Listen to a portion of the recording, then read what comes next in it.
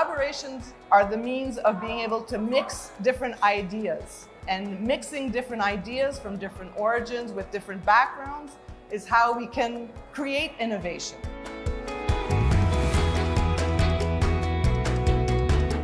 The most interesting for us to be in this event is to discover Indonesia and higher education in Indonesia. So it's a big value to come here to make collaborations, partnerships. Our students are really like to go to Indonesia, and we would like that Indonesian people come to France. So we try to find a way that you come more in France to see us. Mengapa riset inovasi penting untuk pendidikan tinggi di Indonesia? Karena sesuai perkembangan zaman, Indonesia nggak bisa begitu-gitu aja. Kita dituntut untuk melakukan ekspansi dari sisi inovasi, riset, dan teknologis. Dan riset-riset di Indonesia tentunya ini dimaksudkan untuk menuju Indonesia Emas tadi tercapai dengan baik. Dan yang kedua, kenapa ini penting? Karena anak-anak Indonesia nggak bisa lagi kita berpangku tangan dengan produk-produk dari luar. Kita harus punya produk dalam negeri. Dan kalau bisa, kita juga bisa memiliki teknologi-teknologi masa depan.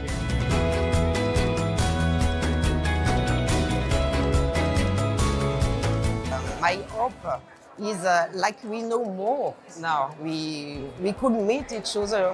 Is that our collaborations go further.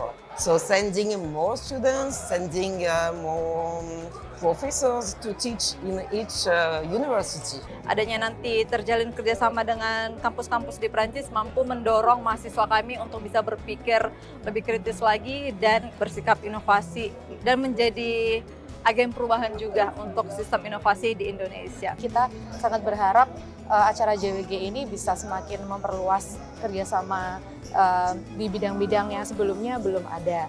Terus bisa juga kita berharap untuk acara ini memfasilitasi adanya mitra baru untuk UGM.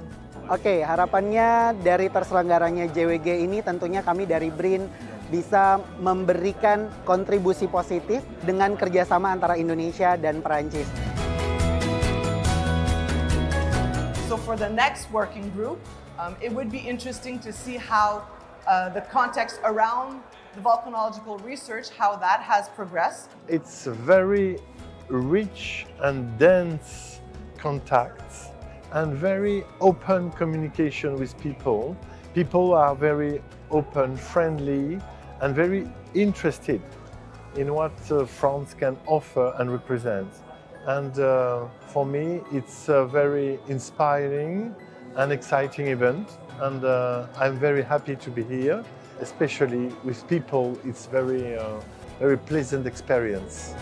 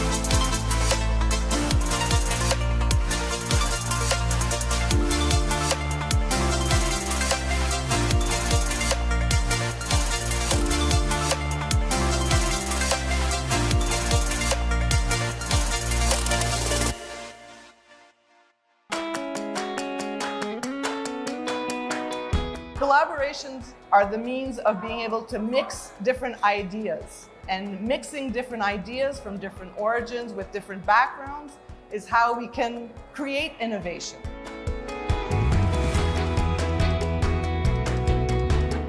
The most interesting for us to be in this event is to discover Indonesia and higher education in Indonesia. So it's a big value to come here to make collaborations, partnerships. Our students are really like to go to Indonesia, and we would like that Indonesian people come to France. So we try to find a way that you come more in France to see us. Ini mengapa riset inovasi penting untuk pendidikan tinggi di Indonesia? Karena sesuai perkembangan zaman, Indonesia nggak bisa begitu-gitu aja. Kita dituntut untuk melakukan ekspansi dari sisi inovasi, riset, dan teknologis. Dan riset-riset di Indonesia tentunya ini dimaksudkan untuk menuju Indonesia Emas tadi tercapai dengan baik. Dan yang kedua, kenapa ini penting? Karena anak-anak Indonesia nggak bisa lagi kita berpangku tangan dengan produk-produk dari luar. Kita harus punya produk dalam negeri. Dan kalau bisa, kita juga bisa memiliki teknologi-teknologi masa depan.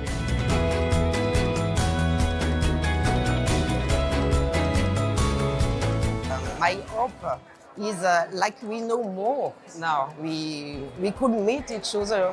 Is that our collaborations go further.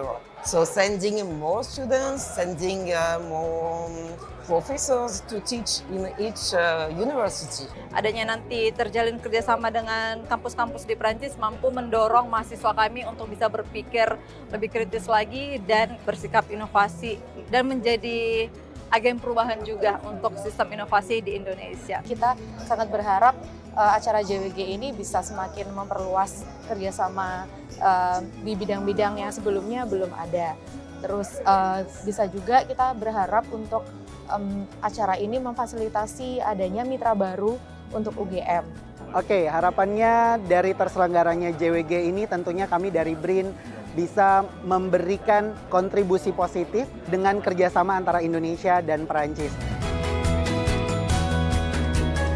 So for the next working group, it would be interesting to see how the context around the volcanological research, how that has progressed. It's a very rich and dense contacts and very open communication with people. People are very open, friendly, and very interested in what France can offer and represent. And for me, it's a very inspiring and exciting event. And I'm very happy to be here, especially with people. It's very pleasant experience.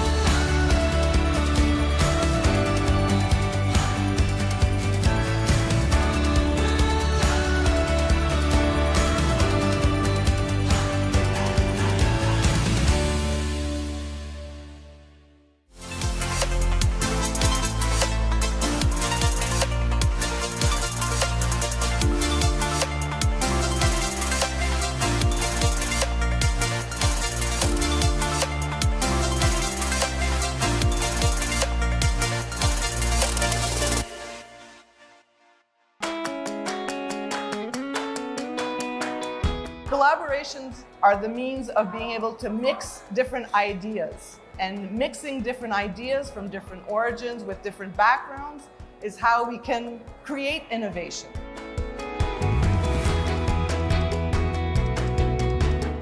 The most interesting for us to be in this event is to discover Indonesia and higher education in Indonesia. So it's a big value to come here to make collaborations, partnerships. Our students are really like to go to Indonesia, and we would like that Indonesian people come to France. So we try to find a way that you come more in France to see us. Mengapa riset inovasi penting untuk pendidikan tinggi di Indonesia?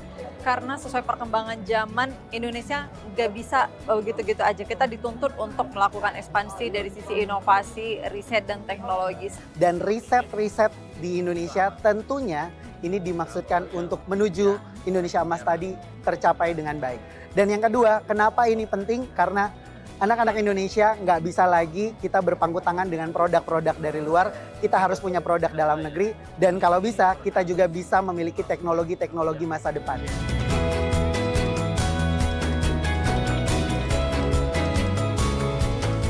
My hope is like we know more now. We could meet each other. Is that our collaborations go further.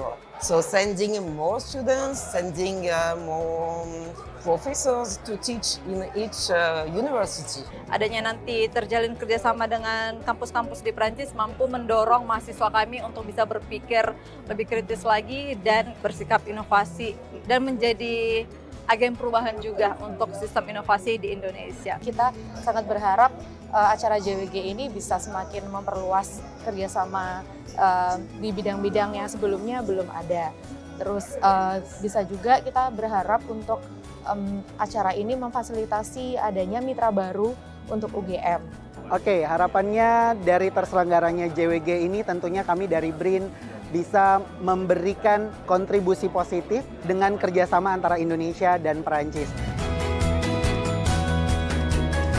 So for the next working group, it would be interesting to see how the context around the volcanological research, how that has progressed. It's very rich and dense contacts and very open communication with people. People are very open, friendly, and very interested in what France can offer and represent. And for me, it's a very inspiring and exciting event. And I'm very happy to be here, especially with people. It's very pleasant experience.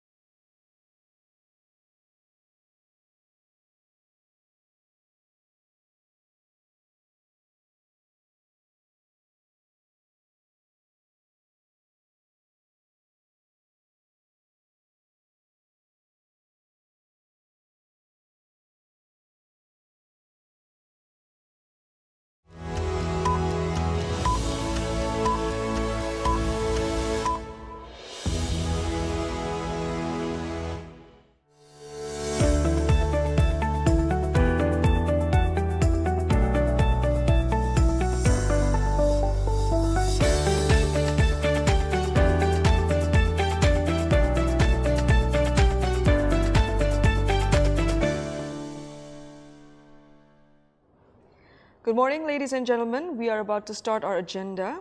Please remain online and kindly switch your microphone to silent mode. And for a better virtual experience, you can also switch your speaker view instead of gallery view on your Zoom. Assalamualaikum warahmatullahi wabarakatuh. Salam sejahtera, Om Swastiastu, Namo Buddhaya, Salam Kebajikan. Good morning, distinguished guests, esteemed speakers, and dear participants. The Honorable Professor Dr. Nur Hassan, the Rector of Universitas Negeri Surabaya, Vice Rectors of Universitas Negeri Surabaya, Deans and Vice Deans of Universitas Negeri Surabaya, Professor Nadi Suprapto, the Chairperson of the Second International Conference on SDGs and Bibliometric Studies, the Honorable Keynote Speakers, Professor Robin Gillies from University of Queensland, Australia, Dr. Ruki Harwahyu, an expert member of Data, System and IT from UI Greenmetric, Associate Professor Dr. Ahmad Sabidi, the Dean of Faculty of Education, University of Malaya, Malaysia, Professor Amrul Rifin, the Head of Education and Culture, Indonesian Embassy for Tokyo, Japan, Associate Professor Wittawat Katiamar from Taksin University, Dr. Eva Anggraini, the Director of Global Connectivity, IBB University, distinguished presenters from across the globe. Welcome to the opening ceremony of the Second International Conference of SDGs and Bibliometric Studies 2024. My name is Cecilia, and it is my pleasure to be your Master of Ceremony for this prestigious event. Hosted by Universitas Negeri Surabaya, This year's conference theme is Advancing Green Environmental-Based Management in Higher Education Institutions. We are delighted to have scholars, researchers, and professionals worldwide joining us today to share our insights and advancements in promoting sustainable and responsible management approaches. To start our conference on a high note, let us all listen to the Indonesian national anthem.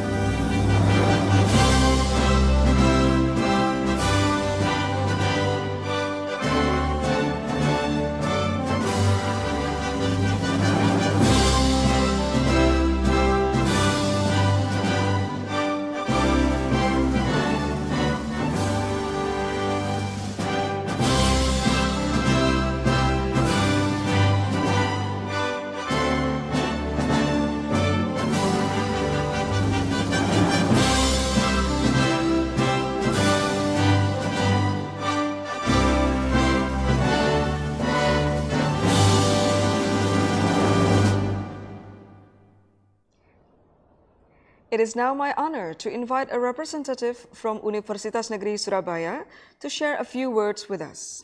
Although our rector, Professor Nur Hasan, could not be with us today, we are delighted to have the Vice Rector for Research, Innovation, Ranking, Publication and Science Center, Dr. Bambang Sigit Widodo, to deliver the remarks on their behalf.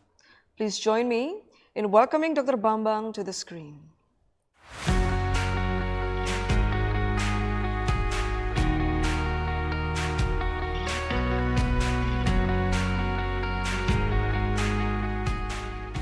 Respected Rector of Universitas Negeri Surabaya, Vice Rector of Universitas Negeri Surabaya, Deans and Directors, keynote speakers in the International Conference of Universitas Negeri Surabaya, all the participants, and the esteemed committee of the International Conference of Universitas Negeri Surabaya. Assalamualaikum warahmatullahi wabarakatuh. Salam sejahtera untuk kita semua. Shalom, Om Swastiastu, Namo Buddhaya, dan salam kebajikan. And welcome to the International Conference Universitas Negeri Surabaya 2024. It's my great honor and privilege to welcome you all the International Conference Universitas Negeri Surabaya, supported by CoNASPI 11 2024. This year, we gather under the theme Optimizing the Role of Universities in the Sustainable Development Goals, a topic of paramount importance in our rapidly changing world. Today, we had 10 international conferences, such as number 1, International Conference of SDGs and Bibliometric Studies. Number 2, International Seminar on Physics and Applications. Number 3, International Conference of Interdisciplinary Research and Studies in Mathematics. Number 4, International Conference on Innovation and New Paradigm of Sustainable Science. Number 5, International Conference on Applied Science and Vocational Innovation. Number 6, International Conference on Social Science and Law. Number 7, International Conference on Research and academic community services. Number 8, International Seminar of Sport and Exercise Science. Number 9, International Conference on Education Innovation. And the last one, number 10, International Conference on Culture Studies and Applied Linguistics. As Vice Rector 3 of Universitas Negeri Surabaya, I am particularly pleased to see the enthusiastic participations of scholars, researchers, policymakers, and students from around the globe. Your presence here underscores a shared commitment to not only understanding the challenges of sustainable development, but also actively contributing to solutions that promote ecological integrity and social equity. Higher education institutions are uniquely positioned to lead the way in promoting sustainable practices. We have the responsibility to educate future leaders, conduct impactful research, and set an example through the management of our campuses. This conference provides an invaluable platform for sharing knowledge, best practices, and innovative approach to integrating sustainable into the very fabric of our educational systems.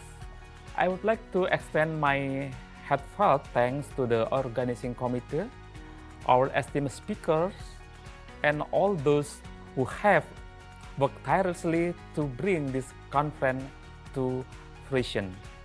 Your dedication and hard work have made this gathering possible, and I'm confident that the insight gained here will be invaluable in advancing our collective missions. As we embark on this discussion, let us remember the crucial role we play in shaping a sustainable future. The decision we make and the action we take within our institution can have far-reaching impacts, influencing not only our students, but also broader community and society at large. Thank you all for being here and for your commitment to advancing green environmental management in higher education. I look forward to the enlightening conversations and collaborations which will emerge from this conference. Let us work together to create a more sustainable, equitable, and prosperous future for all. Assalamualaikum warahmatullahi wabarakatuh.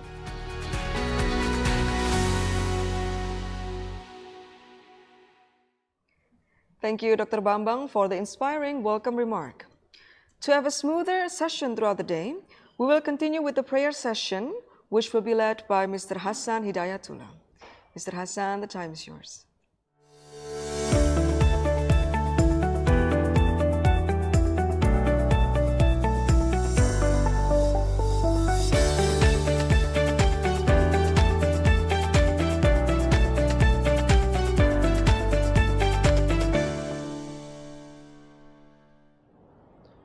Bismillahirrahmanirrahim. Assalamualaikum warahmatullahi wabarakatuh. Ladies and gentlemen, let's bow our head to pray in this moment so that today's conference will run smoothly and beyond our expectation. I will lead the prayer using the Islamic way. Please, others can adjust based on your religion and belief. A'udzu billahi minasyaitonir rajim. Bismillahirrahmanirrahim. Alhamdulillahi Rabbil Alamin, hamdan syakirin, hamdan na'imin, hamdan yuafi ni'amahu kafi'u mazidah. Ya Rabbana lakal hamdu, kama yanbaghi li jalali wajhil karim wa 'azimi sultanik. Allahumma salli ala Sayyidina Muhammad wa ala ali Sayyidina Muhammad. Allahumma anzilir rahmah wassalama wal baraka ala hadhil jama'ah. Allahumma in kana rizqina fis sama'i fa anzilhu wa in kana fil ardi fa akhrijhu wa in kana maghsira fa yassirhu wa in kana harrama fa tahhirhu. Allahumma adfa' 'anna al-ghala' wal bala' wal waba' wal fahsya'a wal munkar was-suyuf al-mukhtalifa wasyada'ida wal mihana ma dhahara minha wa ma batan min baladina hadal khassah wa min buldanil muslimin أمة إنك على كل شيء قدير ربنا آتنا في الدنيا حسنة وفي الآخرة حسنة وقنا عذاب النار سبحان ربك رب العزة أما يصفون وسلام على المرسلين والحمد لله رب العالمين. Thank you. I hope this conference, the second ICoSBi, can run well and benefit all of us. Amin ya rabbal alamin. Assalamualaikum warahmatullahi wabarakatuh.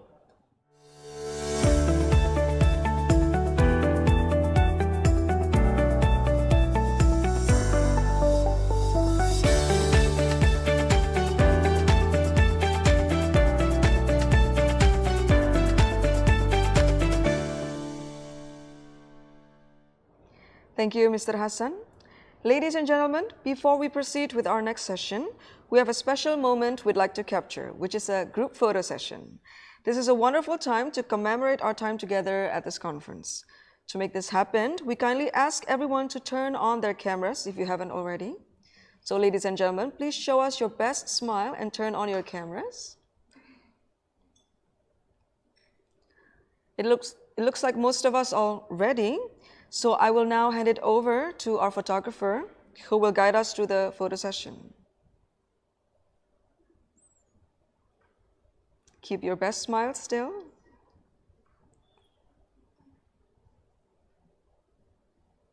Thank you very much for all the wonderful smiles from all the wonderful people. Ladies and gentlemen, esteemed guests and dear participants, it is now the time for our first keynote session, one of the highlights of our conference. In the first keynote session, we will be having two exceptional speakers. The first one, we will have Professor Robin Gillis from University of Queensland, Australia, and then Dr. Ruki Harwahyu, an expert member of Data, System and IT from Bibliometric. And to ensure the sessions run smoothly and effectively, we have a distinguished moderator who will guide us through this important segment. Please join me in welcoming our moderator for the keynote session, Dr. Lisa Lisdiana, who will be introducing the keynote speakers and facilitating the discussion. Dr. Lisa Lisdiana, the floor is yours.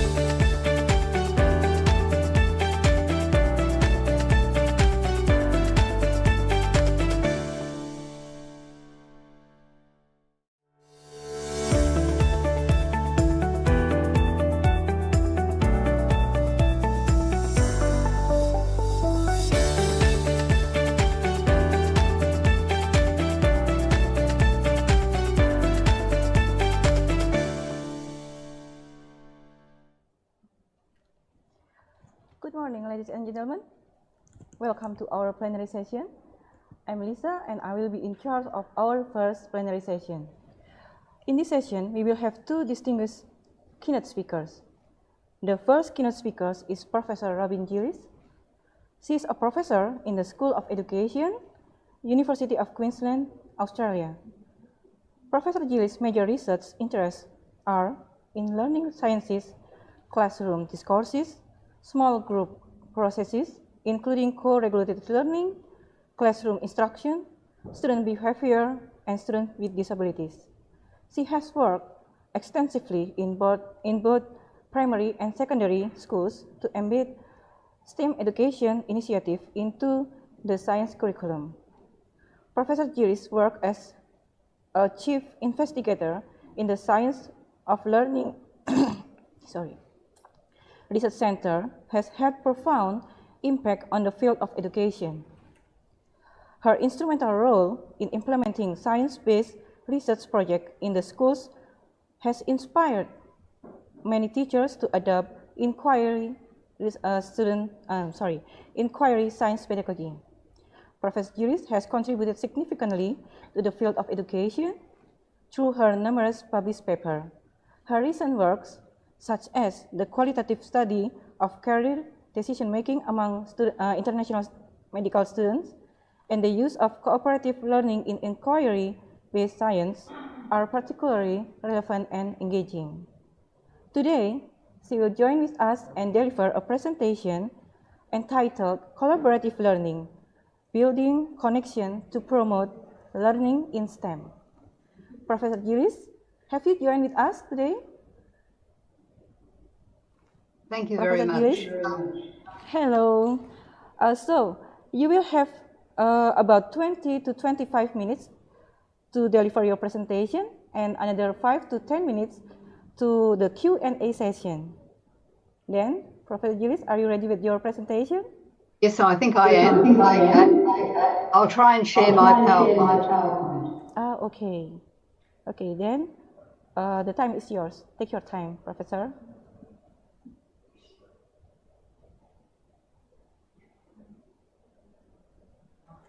Okay, thank you very much, Lisa, for that introduction, and thank you very much, Shelley and Terry, for organising this presentation today. I'm very honoured, so thank you. All right, okay, so what I'd like to talk about today is collaborative learning, and I was really interested when I was watching the Montier Job videos that led up to this introduction today to the conference, how often cooperative learning, collaborative learning, teamwork was mentioned, or you could see it in action. So what I want to talk about today is collaborative learning, building connections to promote learning in STEM, science, technology, engineering, and maths. That in actual fact, the sorts of things I'm talking about really are the strategies that we can use in schools to help young people work effectively with each other. All right, so why the focus on cooperative learning? I'm using the terms cooperative and collaborative interchangeably. Well, we're in a society now, a globalized society, where there are expectations that we all have to be able to work together. And that was certainly emphasized in the introduction to this particular conference. Team building, the Vice Rector spoke about that, okay? The second thing is the national curricula. Most national curricula internationally have a focus on building teams, helping young people to work together. And we start this very early on when students start school.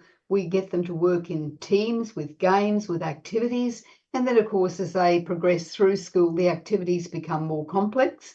And even when they get to university, the expectation is that they will work with others. And then, of course, there's the new research that probably has begun to emerge in the last 15 years. We call it brain-based learning, but in actual fact, it's educational neuroscience. What it's telling us about the benefits of being able to work collaboratively together with others. I'll just see if I can change this slide. So why the focus on cooperative or collaborative learning? Well, as I've said, it's society's expectation. We live in a modern age where we have to work in teams. We have to be able to communicate. We have to reason and problem solve together. We engage in activities where we're looking to develop new ideas, to organise ideas and be creative. These are the 21st century skills that many of you would know about: ways of thinking, creativity and innovation, tools for working, information literacy, ICT. This is just an expanding area, particularly with AI, and then ways of working, communicating, collaborating, teamwork. And I'm sure you've read a lot about these particular 21st century skills.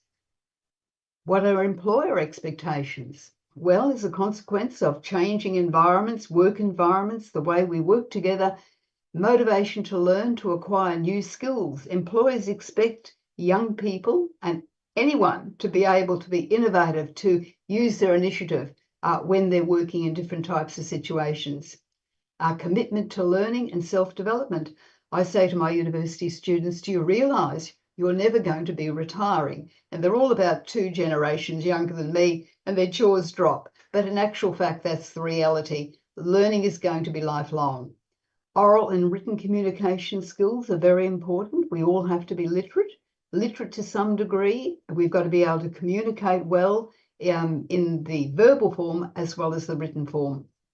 A general level of intellectual ability and intelligence and this is what the responsibility of schools is to create environments where young people can learn. Now, I know I've been in situations where parents will say to me, or teachers will say to me, oh, I don't think he or she can learn. In actual fact, I've been on the planet long enough to know that children can learn, provided we provide them with the right environments. We need to teach them how to work together as a team. That doesn't automatically help. There's a level of conflict that does happen, and conflict is normal, but we don't want them to be engaged in combat where they're fighting each other. We want them to be able to understand how they can work together in teams, how they can challenge each other's insights. Responsibility. If we're working in a team, we have a responsibility to contribute to that team. And of course, we have to have the skills to enable us to work successfully together.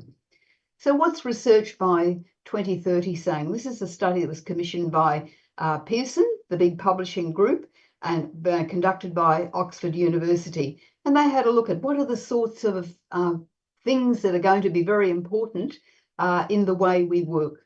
Fluency of ideas, not being set in our ways, but being open to new ideas, building on the ideas of others. Active learning, this is very important, where students have opportunities to not only listen to the teacher and take on board what he or she has said, but also work with each other so they get a chance to be able to process that information. Learning strategies.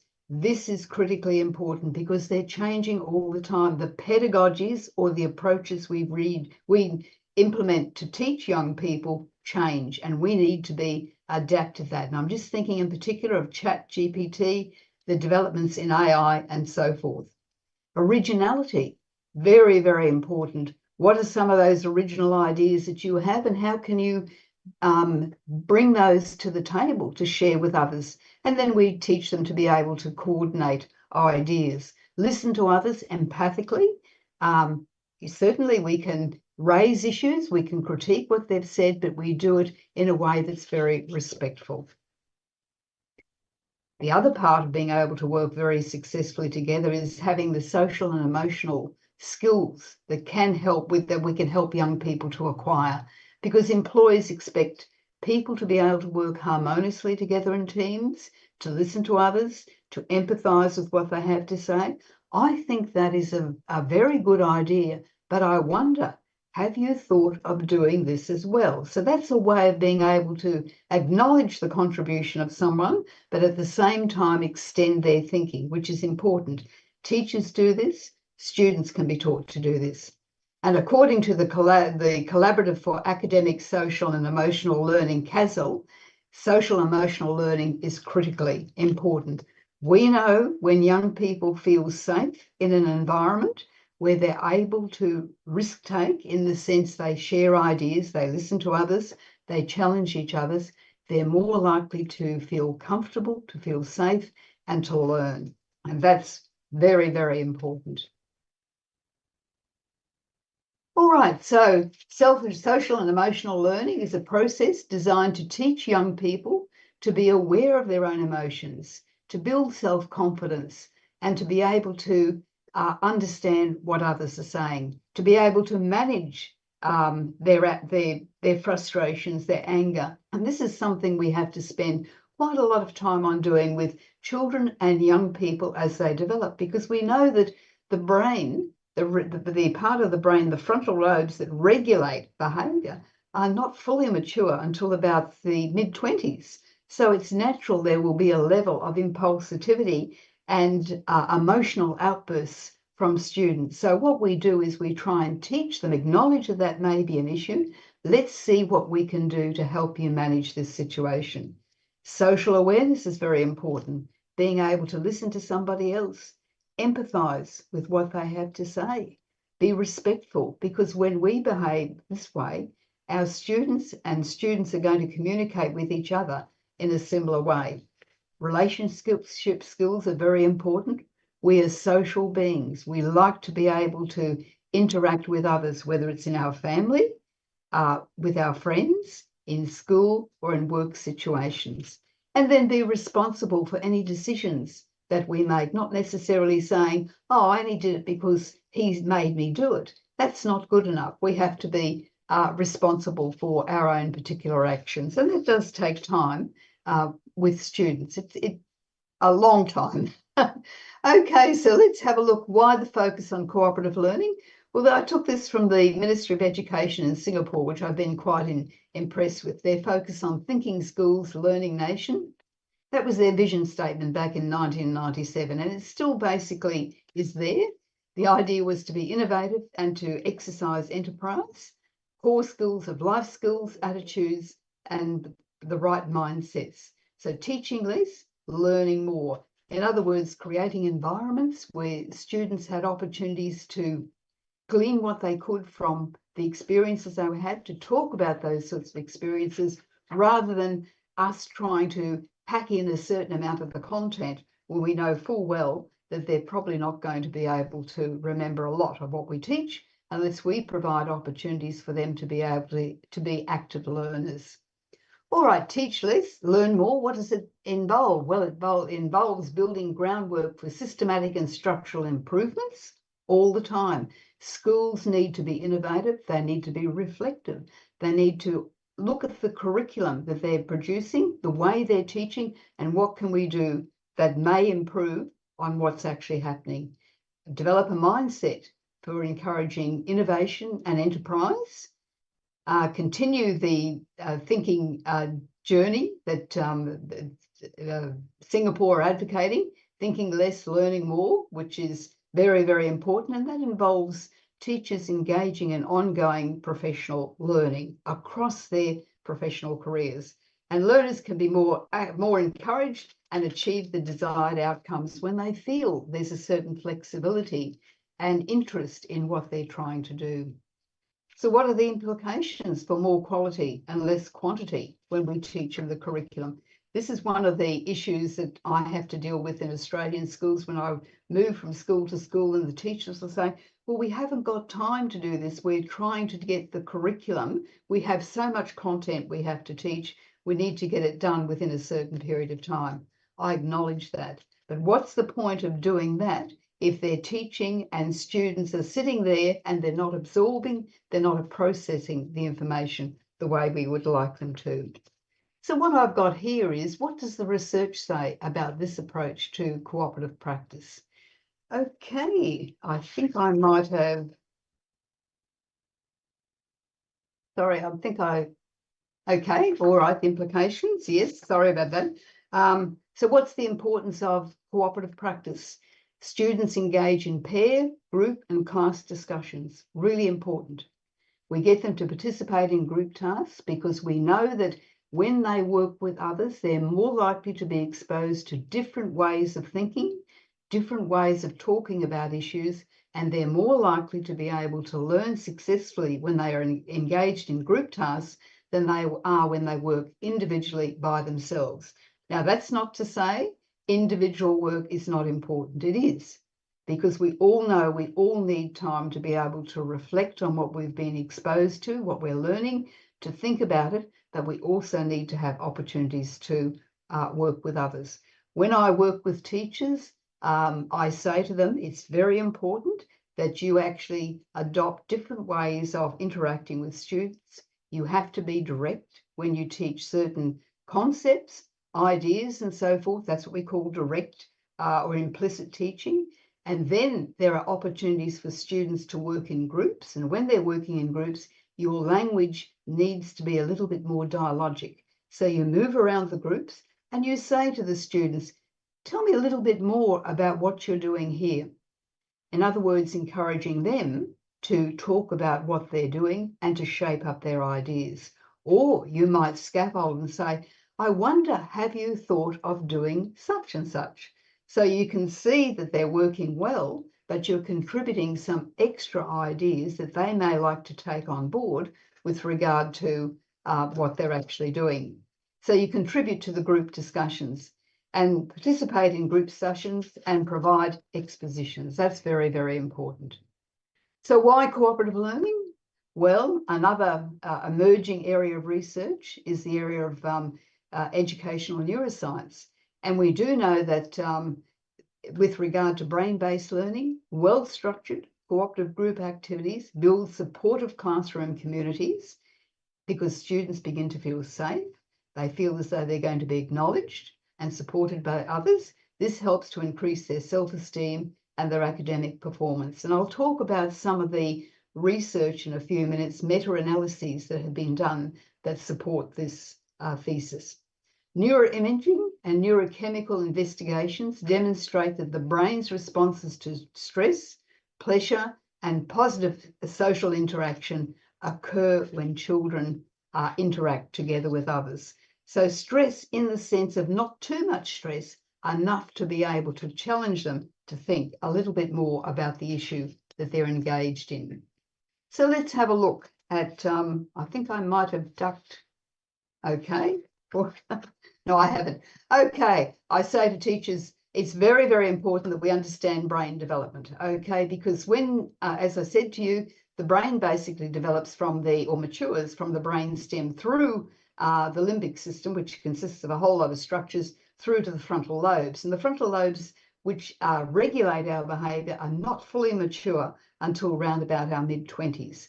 So let's have a look at one little aspect inside the limbic system is the amygdala. We have one in each cortex, left and right, okay? And the amygdala acts as what we call an affective filter. And so when we're more likely to be relaxed, well, if it experiences stress, too much stress, we can't regulate our behaviours, okay? But if it's able to feel that the stress is not too pronounced, it helps to translate what we're receiving so that it goes through to the frontal lobes, the parts of the brain that help us to understand how we can respond to different types of behaviours. If it's too stressed, we can't think. Our behaviours, we're not able to regulate our behaviours and we become very stressed. And that happens a lot with young people in schools where they have experienced maybe bullying, or they're in a class where they feel they can't cope, something like that. So I spend a lot of time talking to teachers, helping them to understand brain development. So let's have a look at some of the neurochemistry. We've all heard of dopamine. It's a chemical neurotransmitter. It's closely associated with attention, memory storage, comprehension, and executive functioning. That's that regulation. Its activity can be actively evaluated through neuroimaging studies, and its release is increased in response to reward and positive experiences. And in particular, when children engage in collaborative and cooperative learning, where they feel they're socialising with others, they're highly motivated to learn, there is an expectation they will be successful in the group, and we talk about that, and they receive praise from their peers. So they're more likely to have this neurochemical transmitter released when they're in situations like that. So what do we know about talk and brain activity? I've been emphasising a little bit about this. Well, there are some studies that have been done. I'll talk about them in a minute. Metabolic brain activity accelerates during constructivist thinking. Constructivist thinking is when we challenge young people. We create situations in schools where they have to think through particular types of issues, put them in groups, problem-solving type activities. They have to make meaning out of what is being taught by the teacher. Now, this can happen, constructivist teaching or thinking can happen when students are reflecting. This is the Piagetian approach on what they've been taught. And it can also happen when they're working with others. And this is the Vygotskian approach, the social constructivism. Talk during learning stimulates neural activity between the right and the left sides of the brain. We want them to be able to work compatibly with each other. Productive talk builds the mind, and that was something that Lauren Resnick from Pittsburgh University in the States was able to demonstrate with a study, and I'll talk about that in a few minutes too, where there were actually changes in cognitive standardized cognitive test results, which is really the golden bar for seeing how successful a particular intervention has been. Cognitive acceleration programs, these were done in the UK for a number of years, in the early 20s, late 1990s, early 20s, and they have an effect on students' performances on standardized tests as well. And other demonstrations, things like exploratory talk, promotes problem solving and reasoning. And this is the work of Neil Mercer from the UK. And he again was able to demonstrate there can be changes, standardized changes in the way we think when we have opportunities to work with others and to make meaning from what we're learning. All right, so this is Lauren Resnick's work. And this was, I quoted her as saying that, talk builds the mind. It certainly does. This was a project that she and her team were engaged in for 5 years with children in grade 4, roughly round about 9-10 years of age, and they were working together around a particular way of learning maths and science, and they were taught different ways of being able to talk as a consequence of this, and it was called accountable talk. The students worked in groups to problem solve different types of issues. And what I have here is an aggregation of what actually happened with those results across the 5-year period that the project challenge was in place. You've got the light green bars representing the project challenge responses from students, and then the other one where the yellow one where the students just continued with the normal, I suppose you'd say the control group, okay? So more children who did project challenge were in the advanced group. They were more proficient, less needing improvement, and less likely to fail. So that was just one project that demonstrates that you can get cognitive changes as a consequence of this type of way of teaching young people to work together and to talk together with each other. All right, so what I have here is an Indonesian study. It's around reading literacy ability in cooperative integrated reading and composition learning. It's a meta-analysis. Now, I focused on the meta-analysis because it's not just one study, it's a group of studies. And in a meta-analysis, as many of you would know, the studies are all reduced to a common metric, because what the researchers are trying to find out is what generally is being said. What are these studies as a group saying? Well, this is what they were saying. Now, even though the focus here is on reading literacy ability, I thought it was really interesting because this is what we're talking about, that when students get together, work cooperatively, there are definite benefits, okay? The meta-analysis assessed the effect of cooperative integrated reading and composition writing on Indonesian students' reading literacy across group size of intervention, educational level, and geographic location, so a diverse group of young people. The studies in the meta-analysis were 10 studies from 2015 to 2021. And generally, what did the results say? Well, they found that students' reading literacy ability improved, okay, had a strong positive effect on their reading ability, and the moderating factors such as group size of intervention, educational level, and geographic location did not affect their reading literacy. It was the fact that they were working together in their groups to learn how to be able to cooperate and read more effectively and comprehend what they're reading that made the difference. So I thought you might enjoy having one of your own studies profiled. All right, group work enhances student performance in biology. This is another meta-analysis, and this was done with students in university settings. The meta-analysis assessed the effect of cooperative group work on student academic performance, involved 91 studies that met the criteria. We used the PRISMA framework for looking at that. You can read about that. What did it show? Cooperative group work increased student performance by 1 standard deviation or 1 letter grade from pass to credit to distinction, that type of breakdown. Brain-friendly cooperative activities. These are very important because when I talk to teachers, I say, look, this is what the research is saying. We get young people to work together in groups, expert groups. What we do is we set them up maybe with 3 or 4 in a group, and then each person in that group develops a level of expertise where they move to an expert group, they develop that expertise, they come back and share it with others. The benefits, and what are the benefits of this type of activity? It builds social and academic connections to the group, lowering affective filters. So when young people feel safe and able to work together, they're going to learn. That's what I'm trying to emphasise.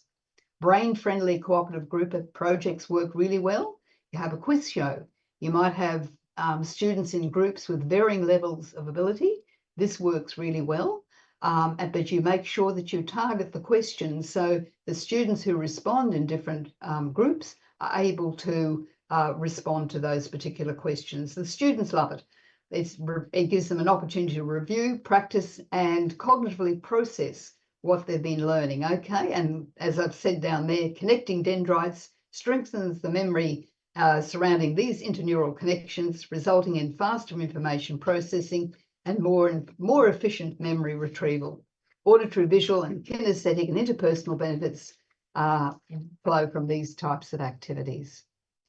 All right, 3 modes of learning. I thought you might like to have a look at this. David and Roger Johnson from the US have been researching in cooperative learning for many, many years, looking at cooperation in comparison to competition, where we work against each other to a certain extent, or we work to see if we can do better than others, or we work individually by ourselves. What are the benefits of cooperative learning? If you go down that second column, positive interdependence, we're all dependent on each other, mutual encouragement, high efforts to achieve, positive relationships, and psychological health. Quite different to what you'll find in the other columns. All right, let's have a look at the meta-analysis that deals with the effect sizes.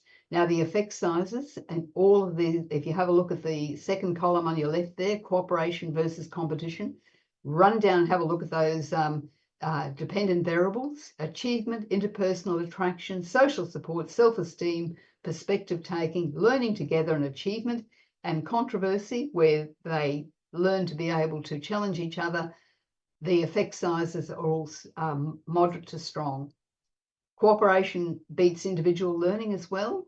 And have a look at the difference though with competition and individualistic learning. The effect sizes are very low and in some cases negative. So what do we take from this? Cooperation is very, very important, okay? And we just need to know that students are likely to learn when they have opportunities to work together cooperatively.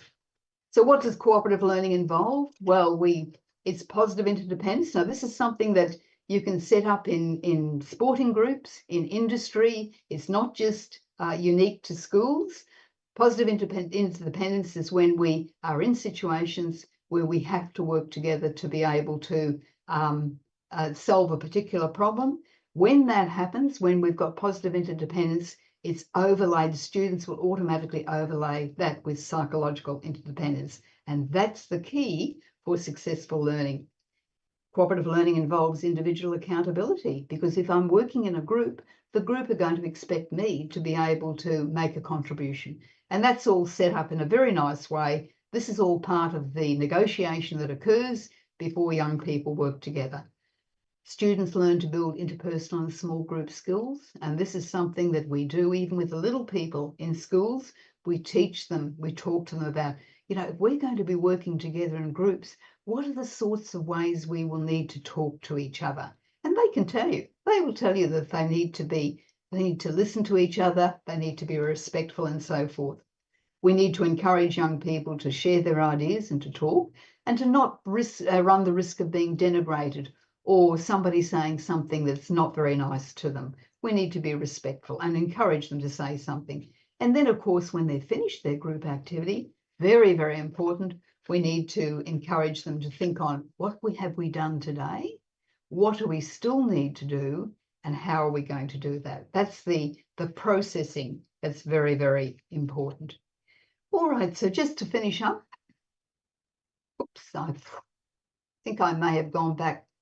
Okay, the benefits of cooperative group work: positive relationships, improved group behaviours, higher self-esteem, because others are going to be acknowledging my work, and that'll help me to feel good.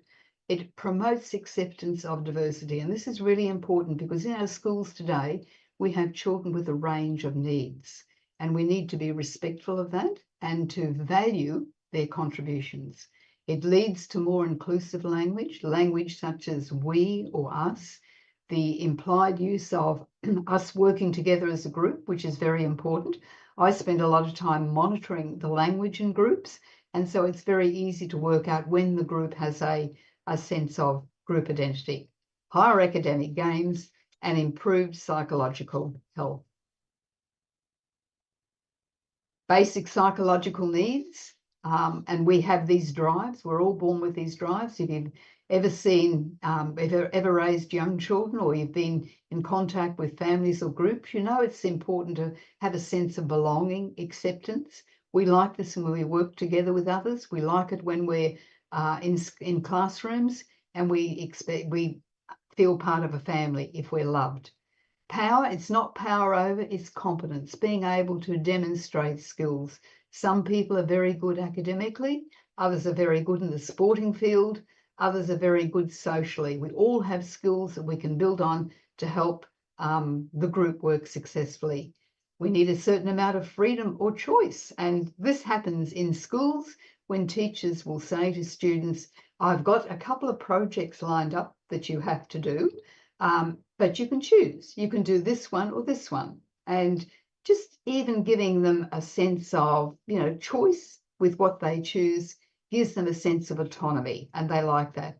And then, of course, they have to be able to do something that they're going to enjoy. Very, very important, okay? Because that's what we want them to do, to be lifelong learners and to enjoy the learning process.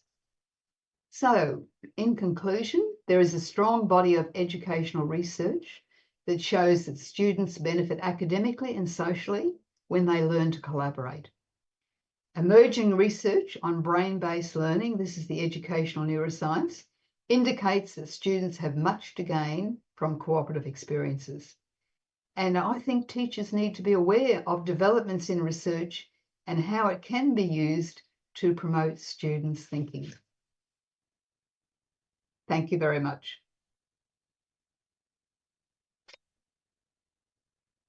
So Lisa, I think I've finished that. Iris? I think I finished that. Sorry. Okay, thank you so much. It's very amazing and insightful presentation from you. And now we have to move to the Q&A session. And is there any question for the participants? If you have a question for Professor Gilis, then you can raise, try to push the raise hand button, or if you too shy to deliver your question directly to Professor Gilis, you can typing your question in the chat box. So, is there any question? While waiting the question, Professor Gilis, I have a question for you. A very simple question, actually. So, if the student have used to the collaborative learning from the primary, I think it's easier to, for them to join in the collaborative learning. But what's about the university students that they not used to be in the collaborative learning? Do you have any strategy for this kind of groups or this kind of university students? Well, implemented the collaborative learning. That's a very good question, and I'm glad that you asked that, Lisa, because university students often tend to think, I'm just here to take notes and I'm going to listen to the teacher and I don't need to interact with each other. But I try to get them to do that as part of the work in groups. Even with large classes with a couple of hundred students, I will say to them, I'll stop periodically and say, talk to the person beside you, spend 5 minutes discussing this particular problem, and then when they finish, I say, all right, now you're in a pair, join with another pair so you have 4 in your group, number yourself from 1 to 4, and then I call for the number 3 to stand up and tell us what their group discussed. So it's just, you can do it that way. It's a fun activity. It gives me very quick feedback on whether they've been really talking about the problem, because they have to be able to share their insights. The other way of doing it is to actually, with the assessments, is to give them a group task and say to them 30% of your overall grade is very dependent on you working in a group with each other around this particular problem. So it's very, very easy then to monitor the groups. They have to come back to me and say, yes, we're going to work this. This is the team that I'll be working with. This is what we're going to do. So in a way, it's sort of forcing them, in a sense, to work collaboratively together, because when they get into the work environment, it's going to be very, very important that they can collaborate with each other. They can't sit there by themselves in a silo and not share their ideas with others. That's not 21st century work. 21st century work is being collaborative. Thank you, Lisa. That was a very tricky question. Okay, thank you. So we have a question in the chat box, maybe? The committee, can you help us? Not yet? What about the other audience? Maybe you have a question? Okay, so it's very interesting, but maybe they still have to process about the material that you present today. So I hope that you don't mind if they send you an email to asking about today's materials. Is that fine, Professor? That's excellent. That's excellent. Very happy to hear from everyone. Okay, so because the time limitation, before we ended our session, I want to summarize or want to highlight it about Professor Gillies' presentation today. So there's a strong body of educational research that shows that students benefit academically and socially when they learn to collaborate. And emerging research on brain-based learning indicates that students have much to gain from the cooperative experiences. And the teachers need to be aware of developments in research and how it can be used to promote students' thinking. Okay, and Professor, we are so happy to have you today, and to express our gratitude. We want to give you a token of appreciation. The committee, would you please to show the certificate? So we will also send the certificate by email later, and this is the we want to show our gratitude. Would you please to accept the certificate for you, Professor Gillies? Thank you very much. I'm honoured. I'm honoured. Okay. Thank you so much, Professor Gillies, for sharing your precious times with us today. And I think we have to move to the second keynote speaker today. Dr. Ruki, have you joined us in the Zoom meeting today? Okay. Yes. Can you hear me? Okay. Before you start your presentation, allow me to introduce you. So our second keynote speaker is Dr. Ruki Harayu, MT, MSc. He is an associate professor in Electrical Engineering Department, Universitas Indonesia. His research expertise are computer network, telecommunication, cybersecurity, software engineering. He is also an expert member of data system and IT of Bibliometric. He has published many scientific papers, and his recent paper is about innovating for sustainable development and accelerating innovation in the Industrial Revolution 4.0 era for a sustainable future. And today, he has joined us, and he will deliver a presentation entitled Advancing Green Environmental Basis Management Programs in Bibliometric Universities. So, Dr. Ruki, have you ready for the presentation? Okay, sure. Okay, Can I then the share time my is screen yours. now? Sure, please. Okay. Thank you for the introduction. Good morning, everyone. Have a good day for this weekend. Yeah. And thank you again for inviting me and inviting UI Green Metric to present this in this beautiful event. Okay, my name is Ruki Harwahyu. As the moderator already introduced about me, I am expert member of UI Green Metric in terms of data and systems for this ranking and the network. And my presentation title for today is Advancing Green Environment. Wait a moment. Advancing Green Environmental-Based Management Programs in UI Green Metric University Networks. Okay, let me first introduce about UI Green Metric. We have two entities. Actually, the first is the ranking, World University Ranking, and the second is the network. And for the ranking, yeah, we are World University Ranking, focusing on green and sustainability efforts and endeavor in universities around the world, initiated by Universitas Indonesia in 2010. And as of now, actually since several years ago, we are together with the other university ranking groups such as QS, Times Higher Education, and so on. We are a member of IREC, International Ranking Expert Group, yeah, in which we are discussing about how about the methodology and the best practices to do the ranking, to do the methodology, and to encourage all universities around the world to somehow compete, yeah, for doing good deeds. Especially for us, it is in environment and green aspects.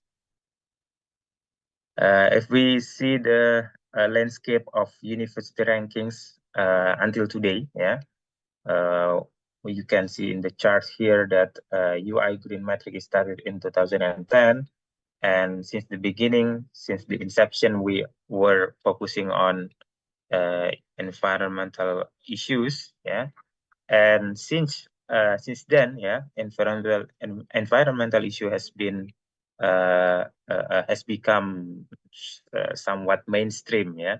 And as you can see, and maybe your university also joining, like Times Higher Education and QS Ranking, they are also nowadays, yeah, increasing or adding a methodology to also focus or to also measure the impact or the environmental issues and the effort that has been done by the universities. Okay.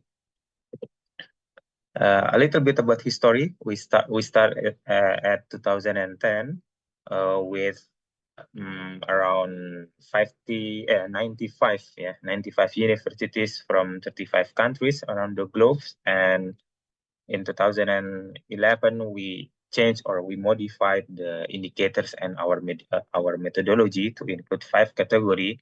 And in 2012, we add more new categories to keep it relevant and so on.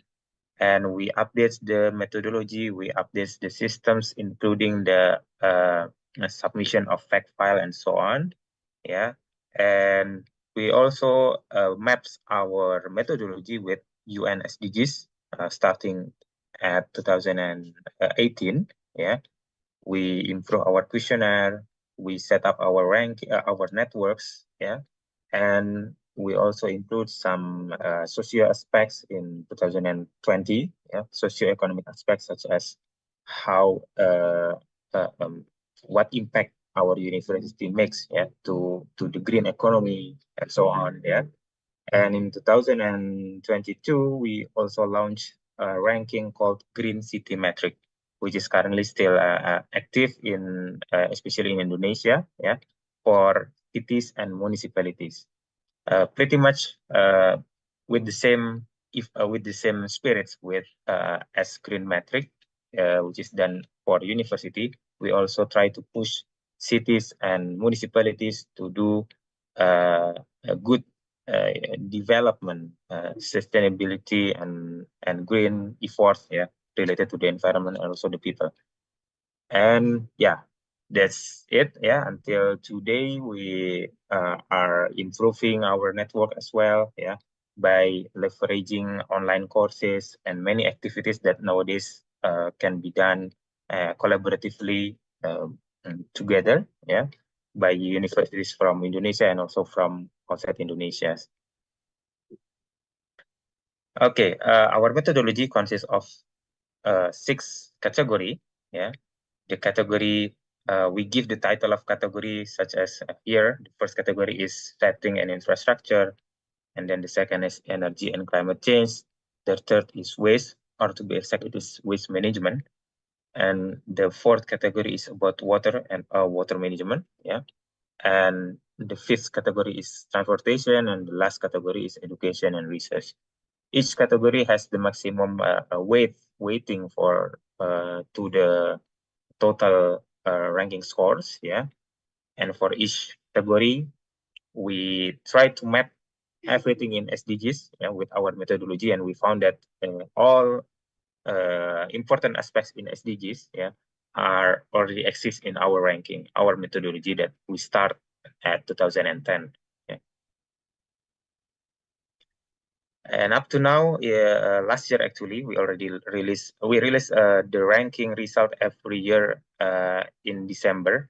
So the last ranking should be at 2023 in December. Yeah, last year we ranked 1,183 universities from 84 countries. More or less, if you see the map, is like this. Yeah.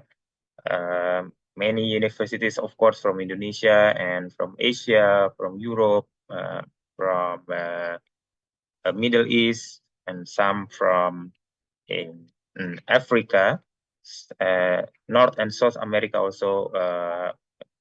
Some universities also joining our ranking and the networks.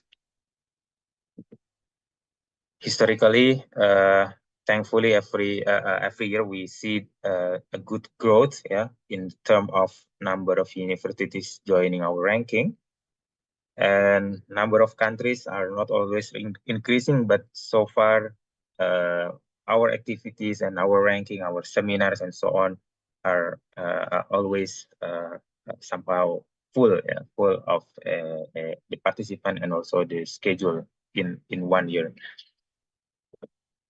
Okay, now let's talk about the scientific things in our ranking, which is about the methodology and the indicators. Our ranking is based on self-assessment, in which every universities around the world, like the one you see here, they are reading our guideline at least every year, yeah, and then filling the questionnaire online, filling our questionnaire online based on what they have, what they see, and what the real condition in their university. So this is mainly based on self-assessment, what they by their own, yeah, they fill in our questionnaire. But later on, in 1 month before we are announcing the result, we will do the verification, but it is online. Not all universities are verified offline. Yeah, so most of these 1,000 and so universities are verified online. Yeah, based on what they fill in the questionnaire and what they attach, because most of the questions here will require them to add a kind of evidence file. Yeah. In setting an infrastructure category, it has 15% of the weight compared to the total weight in the ranking. We have some key indicators. Yeah.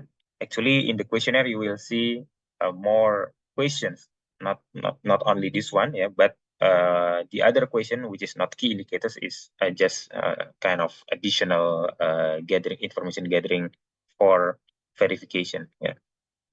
As of the title, setting an infrastructure, the main focus of this category is getting information of university policy, university condition toward the environment, including the usage of space, usage of greeneries and environment, and developing sustainable energy and so on. Yeah. So the questions are we are asking about ratio of open space area to the total campus area, yeah, and how much of your campus is covered by forest, covered by planted vegetation, or any other area that you can use maybe for water absorption, and also the budgeting of sustainability efforts in your universities, and about the policy of operation and maintenance of the buildings and facilities, the condition of support facility for disabled people, such as those in needs, maternity care and so on, and the condition of security and safety facility, health infrastructure, and also the conservation programs that is done maybe in your university. So these are the questions.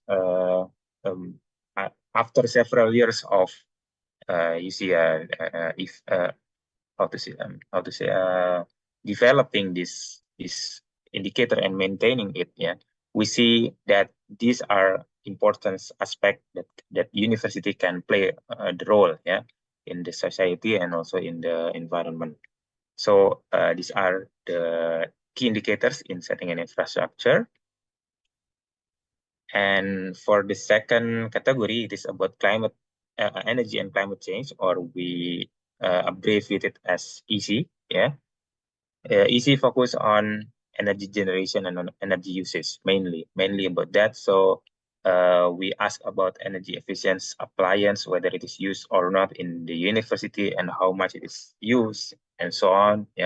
Smart building implementation, whether your university have renewable energy sources and how much electricity or how much energy is used, from that kind of energy, renewable energy sources, and the element of green building implementation, greenhouse gas emission reduction program, and we also try to encourage every university to realize how much carbon footprint they produce, divided by the total campus population, and innovative program in energy and climate change, and also impactful and university program in these topics.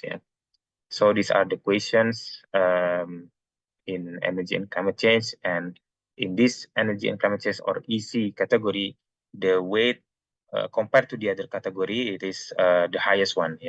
If you see here, actually, I also already show that this category has the highest weight, compared to the other one. Because after we ran this ranking several years, since 2010, actually, we see that most effort, how to say, most tidiest efforts are in this, most of them are in this energy and climate change aspects. And we want to encourage more and more universities around the world to have good result, in this category. That's why we incentivize them with scores and so on, with the highest weight. Okay, let's get back to the methodology.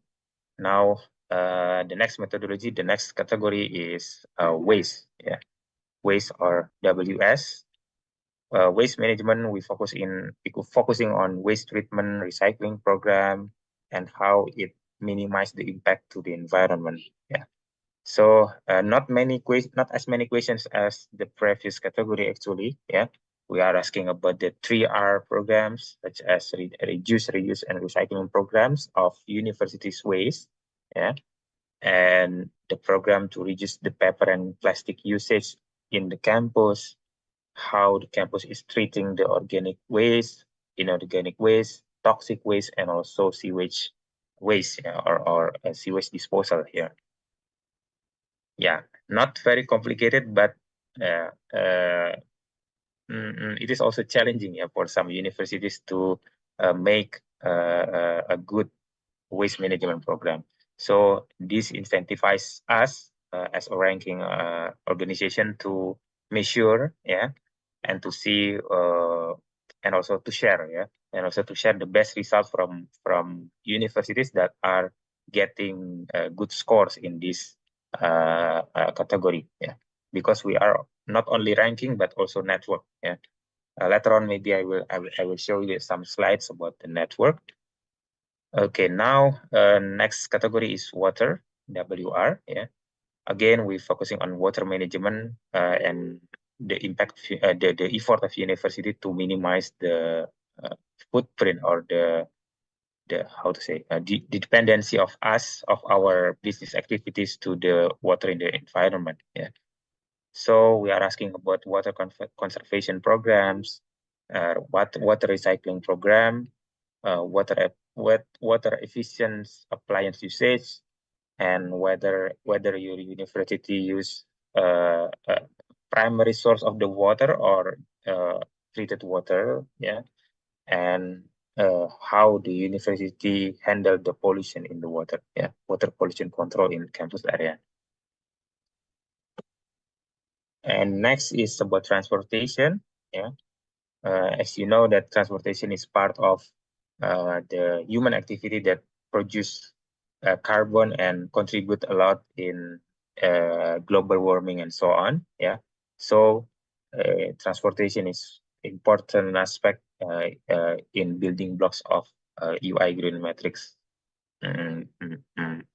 questionnaire. Yeah. We first ask about the total number of vehicle, yeah, divided by total campus population, including students, including also the teacher and so on, yeah, all campus population. Here in question number one here is focusing on a vehicle that emits the pollution, air pollution, yeah, such as internal combustion engine vehicles.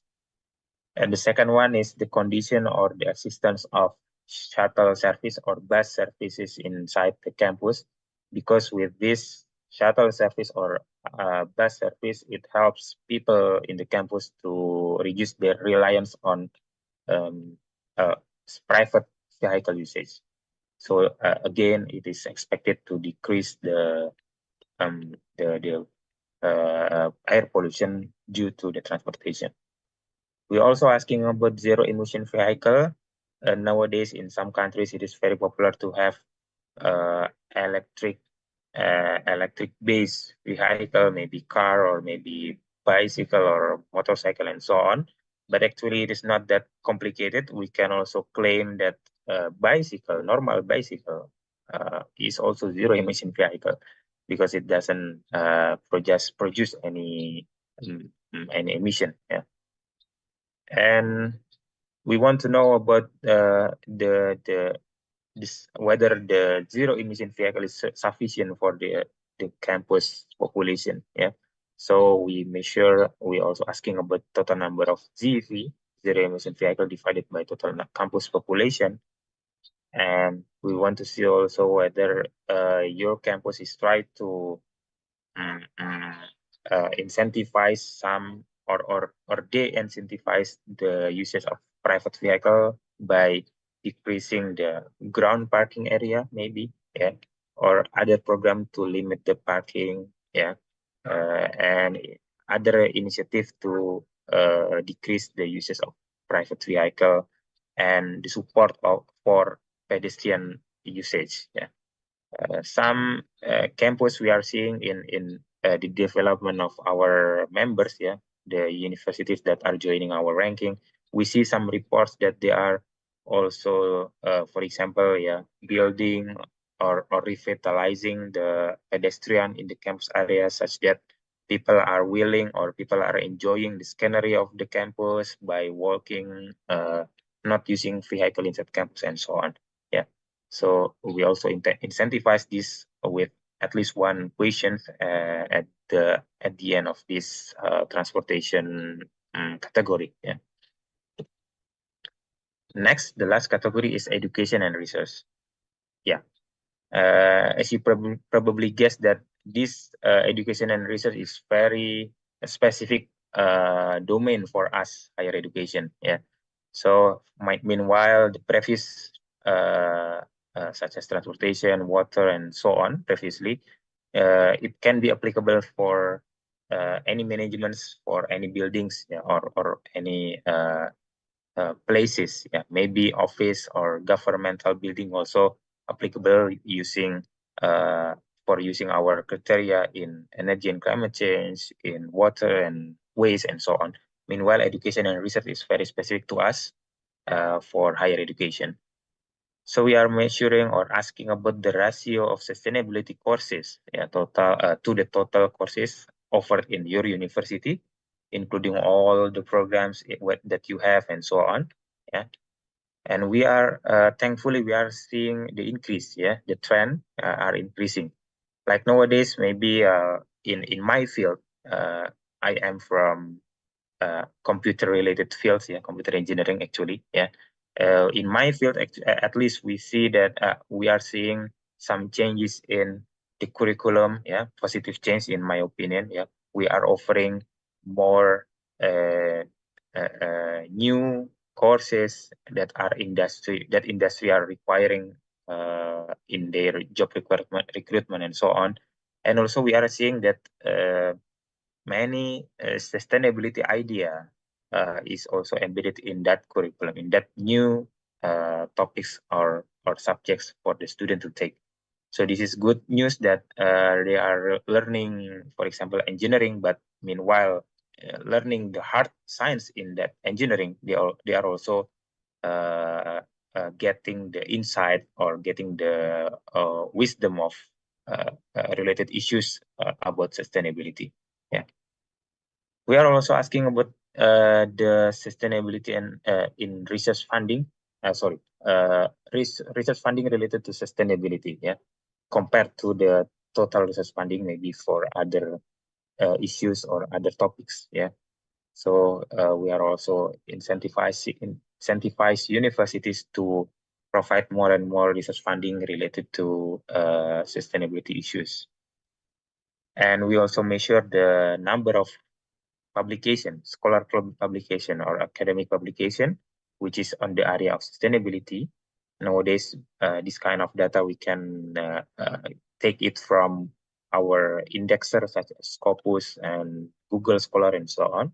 Yeah, a number of related events in sustainability, and we also appreciate the assistance of student organization. Yeah, that are actively managing the events or socializing or educating more and more students about sustainability idea, and whether the university has sustainability websites or web page specially designed to regularly reports or updates news and events about sustainability, and whether your university has sustainability reports and the existence of cultural activity, sustainability programs with international collaboration, and community services, including students, and so on, until the sustainability-related startups or spin-offs. Yeah, yeah. Most of the ideas here comes from, in Indonesia we call it Tridharma, yeah, or maybe in some universities also call it Catur Dharma because they have additional requirement for the university to do. Yeah, these are come from it. Yeah, about the research, about the education, how we teach our next generation to know about sustainability, whatever they feel is. Yeah, and about how we produce academic papers in our field, but it's related to this sustainability and so on, including also how we encourage students to organize their activities and also maybe community services that is related to sustainability and involve them in the process. Yeah, hopefully this kind of effort by us, by universities, yeah, can be sustained longer. Yeah, after the student are graduating, after the student take their job, they will have sustainability mindset and so on. Keep living with that understanding and mindset. Okay, I guess I don't have the presentation or the slides about the network, yeah. But just slightly informing you about that, yeah, we have UI Bibliometric World University Ranking Networks. Yeah, in this network actually consisting of every universities that are joining our network, our ranking can join our network as well. In that network, we have many activities all the year, from January to December. Actually, the network is creating many activities, such as in Indonesia. I think next month or in the not so long in the next days, yeah, we will have ecoenzyme festival or something, yeah, in which many universities are contributing, doing their recycle program to make ecoenzyme. Yeah, if you don't know what ecoenzyme is, you can Google it now. Yeah, basically it is an enzyme produced by waste. Yeah, and this enzyme is has many benefit for us. Yeah, one of it is for revitalizing the water body to make it more livable for life below water. Yeah, so it is related to the SDGs as well. Yeah, and many other activities in Indonesia as well as in every countries like at the beginning of this year I visited Turkey. Yeah, they also has many activities in their region, in Turkey region. Yeah, they are discussing about the problems that mostly occur in universities that are joining UI Green Matrix, such as maybe about the renewable energy aspects and so on. Yeah, so every region, every networks, local networks has their own activities, which is also free for us to join everywhere. Yeah. So that is our network activity. Basically, we encourage everyone to compete each other to reach the higher ranking, but we share our best practices. Yeah, or rank number 1, rank number 2, and rank number 3. We often invite them to share what they do. Yeah, what they do to make them have good score in water, for example, in transportation. So our ranking is our ranking methodology is very open. Everyone can learn our methodology in our website. It's very open. The methodology, how we measure it, how we score it, it is very open. And even we can share our secret. We can share our best practices to the other universities. So the winning entities is not the university, but the people and the environment. Yeah, the more people are joining our ranking and the network, the better for our environment.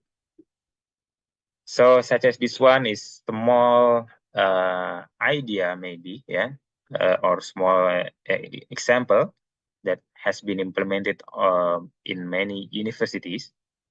Last year, Nottingham Trent University is I guess top 5, yeah, if not top 3. I don't remember exactly. You can check it in our websites. Ranking from every year we publish it online. Yeah, in Nottingham Trent University, they publish this kind of policy, yeah, for everyone to read it, to implement it, and to know about it. Yeah, and they also have this kind of effort to conserve the environment aspects, such as maybe birds or insects and so on. Yeah. And here it is still in Nottingham Trent Universities. They have special area, yeah.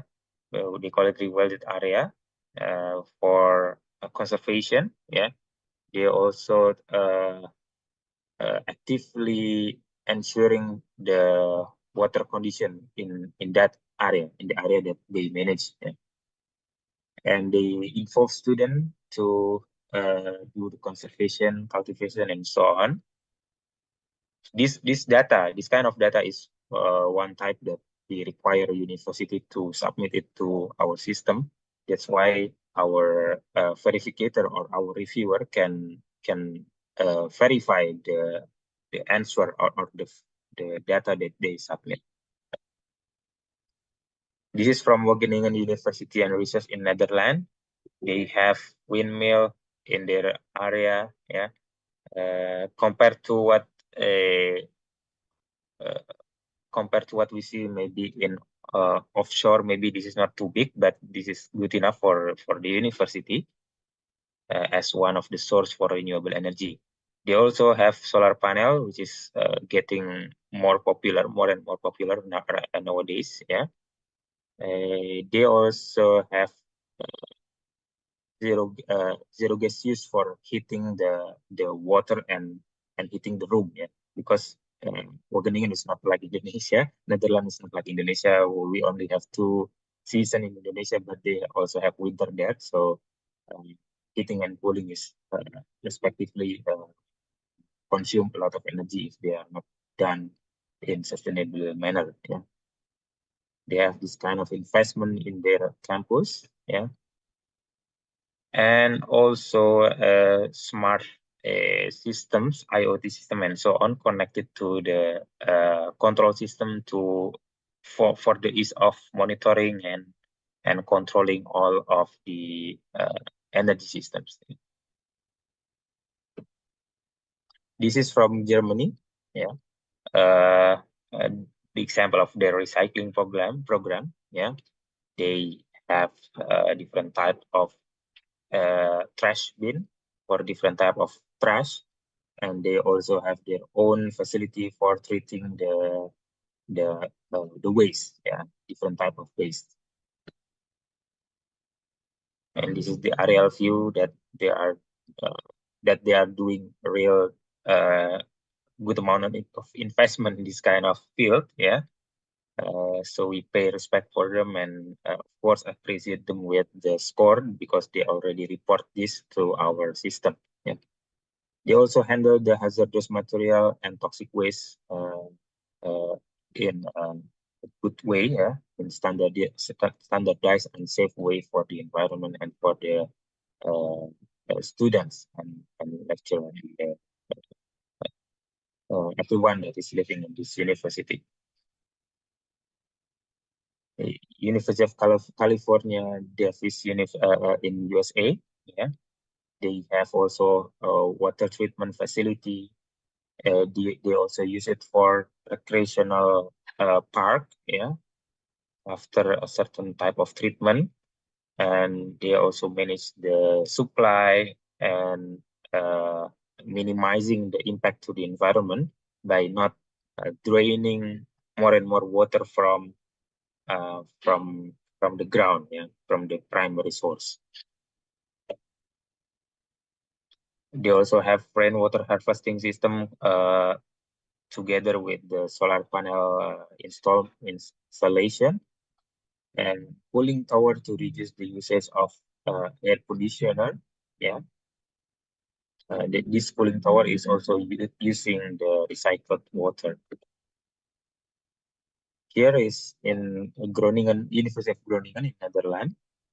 They have electric bus, yeah, for transporting everyone in the campus, yeah, inside the campus, and they also have considerable amount of water body inside the campus for maybe for recreational purpose or for the architectural purpose, and also for the water absorption and recycling program that they have. This is also in Netherlands, in Groningen again. Yeah, many people there use bicycle. Of course, it is considered to be a zero emission vehicle, which is good for our ranking. And they have dedicated pathway for the bike and so on. Yeah, and this is an example from Mexico. This data is about the activities. Yeah. Activities that are involving students, maybe in the form of research or in the form of community engagement. Yeah, they have many activities and many student involvement, which we hope leads to sustainable impact, yeah, to the environment as well as to the student that we teach after they graduate, they will have this kind of experience and this kind of mindset of sustainability. Okay, I think, of course, we have many data from more than 1,000 university. We usually share it during our activities in the network activities that we have a lot. Yeah, you can see the schedule of each activities in our social media. And these are our links if you are interested to learn about the guideline, the questionnaire, how we do the ranking, how what is the performance of your universities from year by year. Yeah, you can check it in our website and so on. Okay, that's all from me, and thank you. Okay, for amazing presentation. And let's proceed to the Q&A session. So, for the participant, is there any question for Dr. Ruki? If you have any question, you can push the raise hand button, or you can write or typing your question in the chat box. The committee, is there any question? Not yet? Okay, so we have a question from Professor Nadi. Would you please to open your microphone and ask?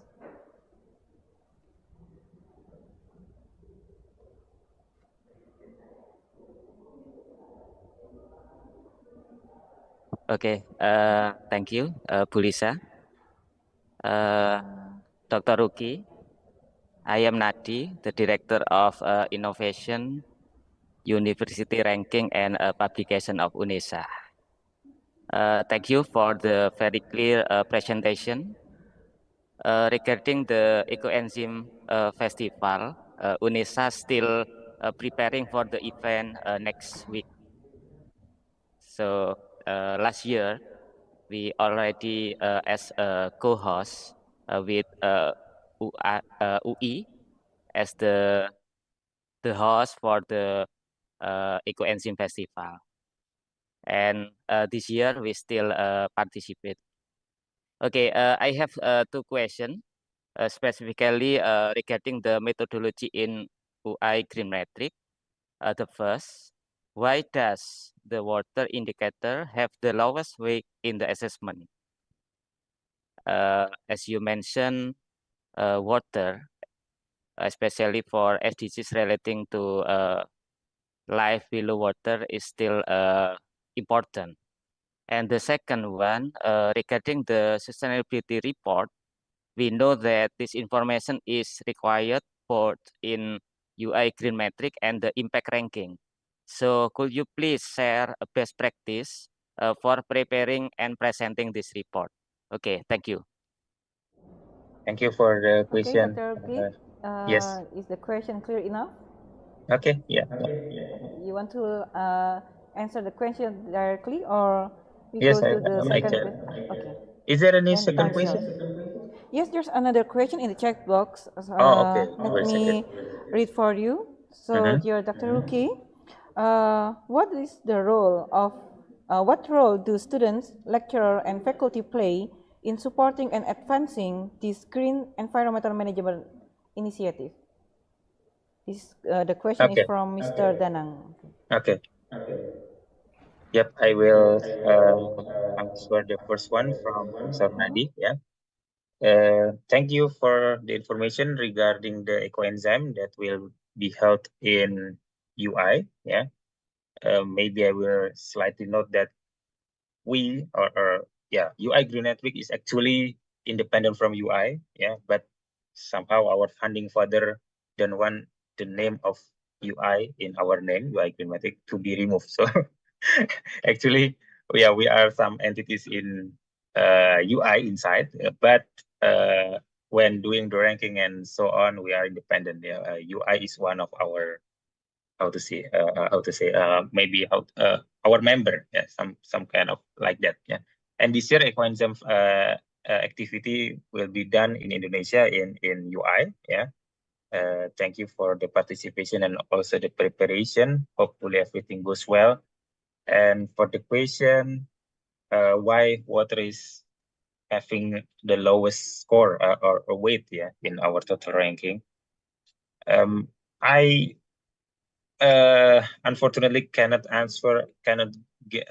the direct answer for that, yeah.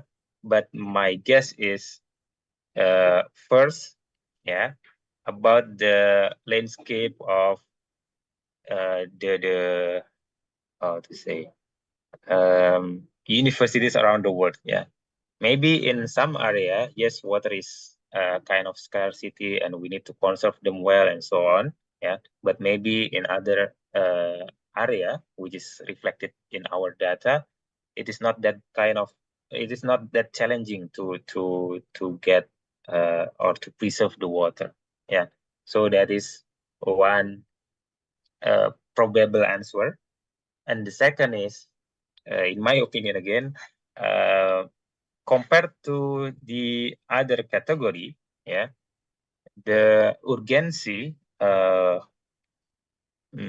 is right now to reverse the global warming and so on issues in the world, yeah.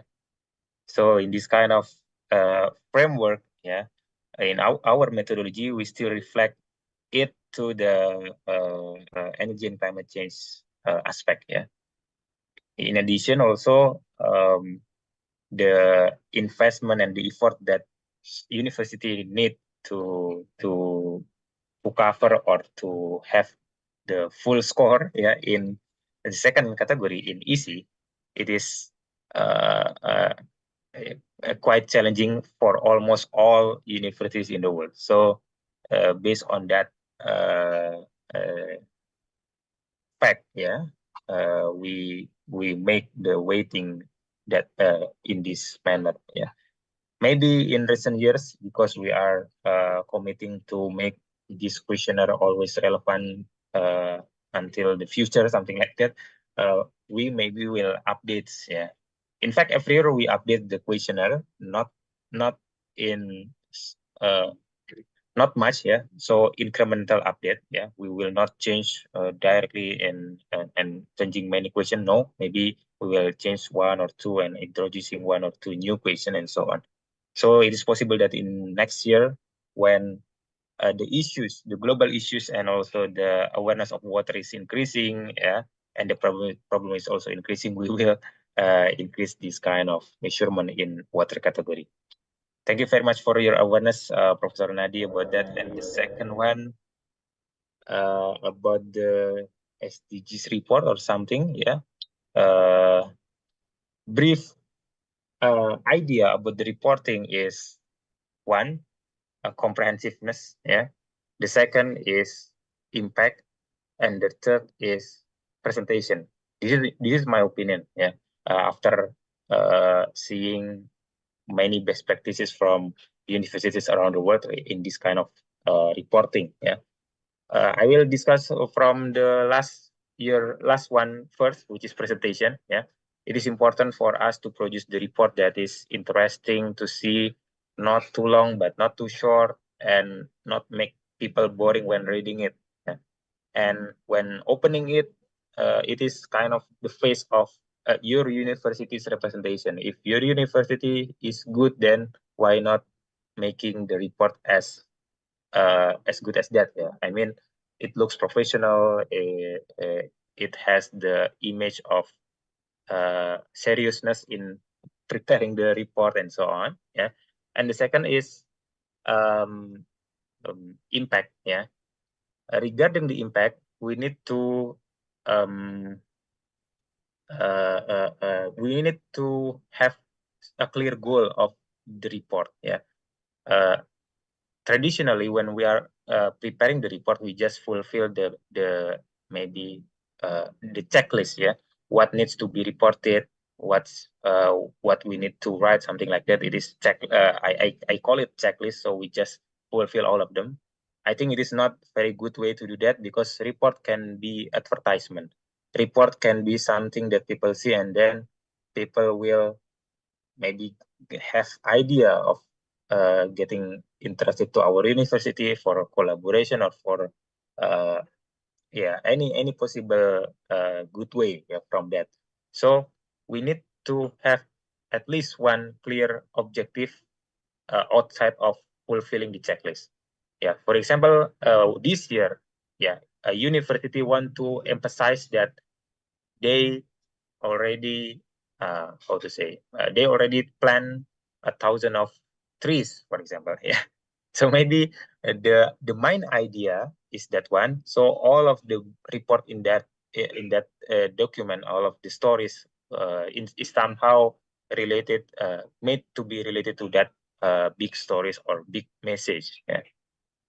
Maybe this will invite more investor to our campus and so on. Yeah, who knows? Yeah, so that kind of strategic objective should be present in the report, in my opinion. Yeah, it can be one or can be another, more than one, but not too many. Don't be too many, because if too many, then people will lose focus from that. Yeah, and then the third one, the first one is comprehensiveness.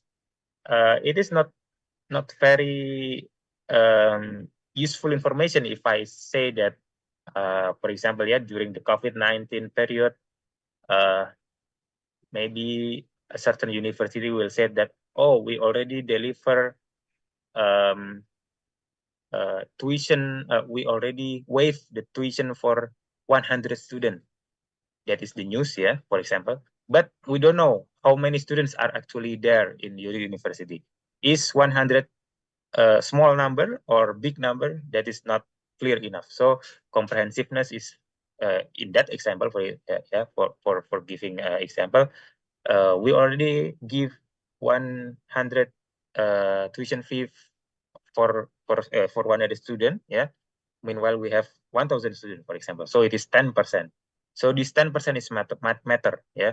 It tells to the public that our effort is big enough because 10% is big. Yeah.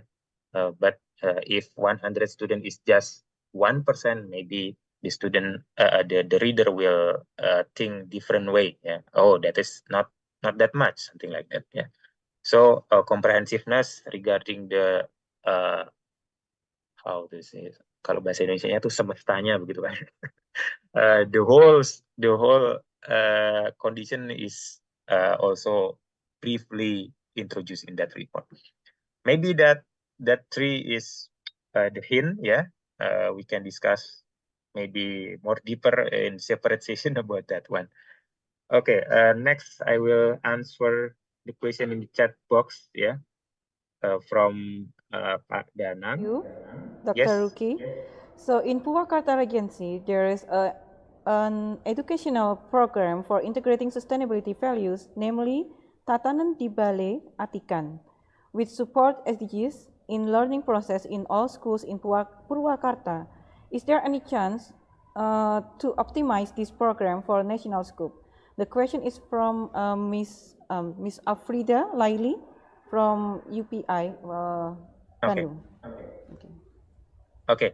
Before going to that, actually I have an answer Pak Danang's question. Yeah. So what role the student, lecturer, and faculty play in supporting advancing green? Okay. Actually, especially in Indonesia, I don't think it is hard problem because our nature of our people like to kuyup. bahasa Inggrisnya kuyup apa ya? Like to work together, discuss together, or maybe talk together, chat together. So from that kind of nature, we can nurture them, giving them enough space, enough time, yeah, and giving direction, yeah, to focus on SDGs issues rather than just uh, play around, having their young time with their friend, yeah, the student, yeah, we hope that this kind of activities, we can map them, yeah. For example, universities that are joining Bibliometric, they already know that, oh, in category 6, yeah, we have we need to measure the number of cultural activities, for example. So why not we encourage students, yeah, to do that, yeah. But maybe student will not do that if just we are asking them to do so. We need to deliver the message behind that. We need to deliver the spirit, yeah, why we need cultural activity, why we need it to be sustainable and so on. So by getting their awareness, hopefully they will move by their own, and creating a good event for that. And at least university can take a note and take some photos and to be reported in UI Bibliometric rankings. That is one of the example. Yeah, another example, a good example actually from a certain university in Indonesia. Some group of students actually opposing the I don't know the management of the campus. Yeah, when the management of the campus is trying to relocate or trying to cut down some trees. Yeah, for building a certain facilities. So this is already showing a good example that student is having deep understanding. They love trees very much. They want university to replace the tree. What they cut need to be replaced somewhere else. So this is very good. Yeah. So that is maybe my simple answer for that question, Pak Danang. Yeah. And next from to Afrida, yeah, in UPI. Okay. Yeah. She's asking about the chance to optimize the program of Tatanan di Bali Atikan for national scope. Actually, I don't know the name. I don't know the program. Tatanan di Bali. What kind of program is this? Maybe Bu Laili can tell us a bit. Bu Afrida, have you joined the meeting? If you join the meeting, you can. Yes. So maybe you can explain about what kind of program is Tatanan di Bali Atikan? Yeah, thank you, Mr. Ruki. Okay, Tatanan di Bali Atikan means this is a Sunda verb, and the means is bertani di sekolah. So in this program, all of students doing the two core. The first one is permaculture, and the second one is Pancaniti activities. In permaculture activities, all of students joining this program in all schools in Purwakarta to planting and then until harvesting in schools. And then a second one is Pancaniti activities. In this process, students joining the learning process in 5 steps of Pancaniti. Pancaniti means 5 steps in Sunda's local wisdom. This is have a high relationship with the taxonomy blooms, which I will present it in my presentation this afternoon. But simply, the Pancaniti means 5 steps from the observation until publication, the activity for supporting the SDGs in the learning process. That's why. Thank you. Yes. I think this is very impressive activity. Yeah. How to get it international scope? We can start from. If your universities are joining Bibliometric, you can share it in our network activities. Maybe half an hour presentation is good enough to encourage everyone to do the same. Yeah. You can also cooperate with city or municipalities government. I see some cities or municipalities that are joining UI Green City metric, also wanting to have some program in ketahanan pangan, food security. Yeah, it is very good. Yeah, maybe in our next period of our president's leadership, yeah, where they have free food program. This kind of program can get more highlight, yeah, nationally. Yeah, I hope so. Yeah. Very good. Yeah. Okay. Okay. Thank you so much. I hope Thank that's you, sir. answered your question for now, Miss Afrida. I'm sure that it's very interesting discussion, but we have a time limitation here. Yeah. Okay, and thank you. I'm so sorry. Okay, thank you. So I think we have to end it our session. But to summarize the Dr. Ruki presentation, I would like to conclude that besides DHA and also QS World Ranking, there's another ranking that held by the UI called as the UI Bibliometric World University Ranking, which is a ranking on green campus and environmental sustainability that initiated by Universitas Indonesia in 2010. Then if any university want to join, then you can check the link shared by Dr. Ruki in the last slides. That's it. And Dr. Ruki, we are very honored. We are very appreciate your presentation, your time sharing with us today. So that we want to give a token of appreciation. So the committee, would you please to show the certificate? This is the certificate that express our gratitude for you, Dr. Ruki. So we will. Thank you very much. Okay, thank you, Dr. Ruki, for sharing your knowledge with us today. Okay, so that will be the end of the first plenary session for our conference today, and I hope you can get many information from the amazing two keynote speakers here. And that's all. And over to you. I will give back to Cecilia. Then the stage is yours, Cecilia.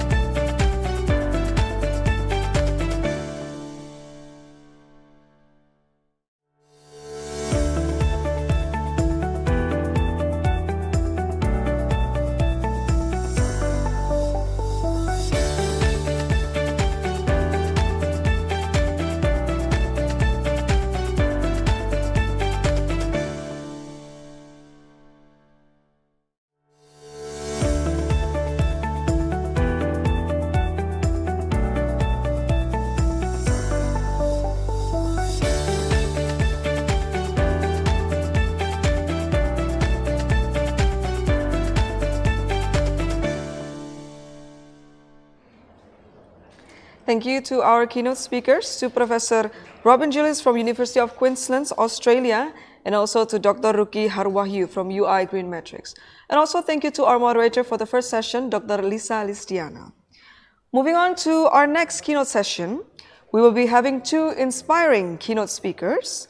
The first one, we will have Dr. Ahmad Zabidi bin Abdul Razak, the Dean of Faculty of Education, University of Malaya, Malaysia, and also Professor Amrul Rifin, the Head of Education and Culture, Indonesia Embassy of Tokyo, Japan. I would also like to invite our moderator for this session, Ms. Shelly Andari, to join us in the stage. Ms. Shelly, the time is yours.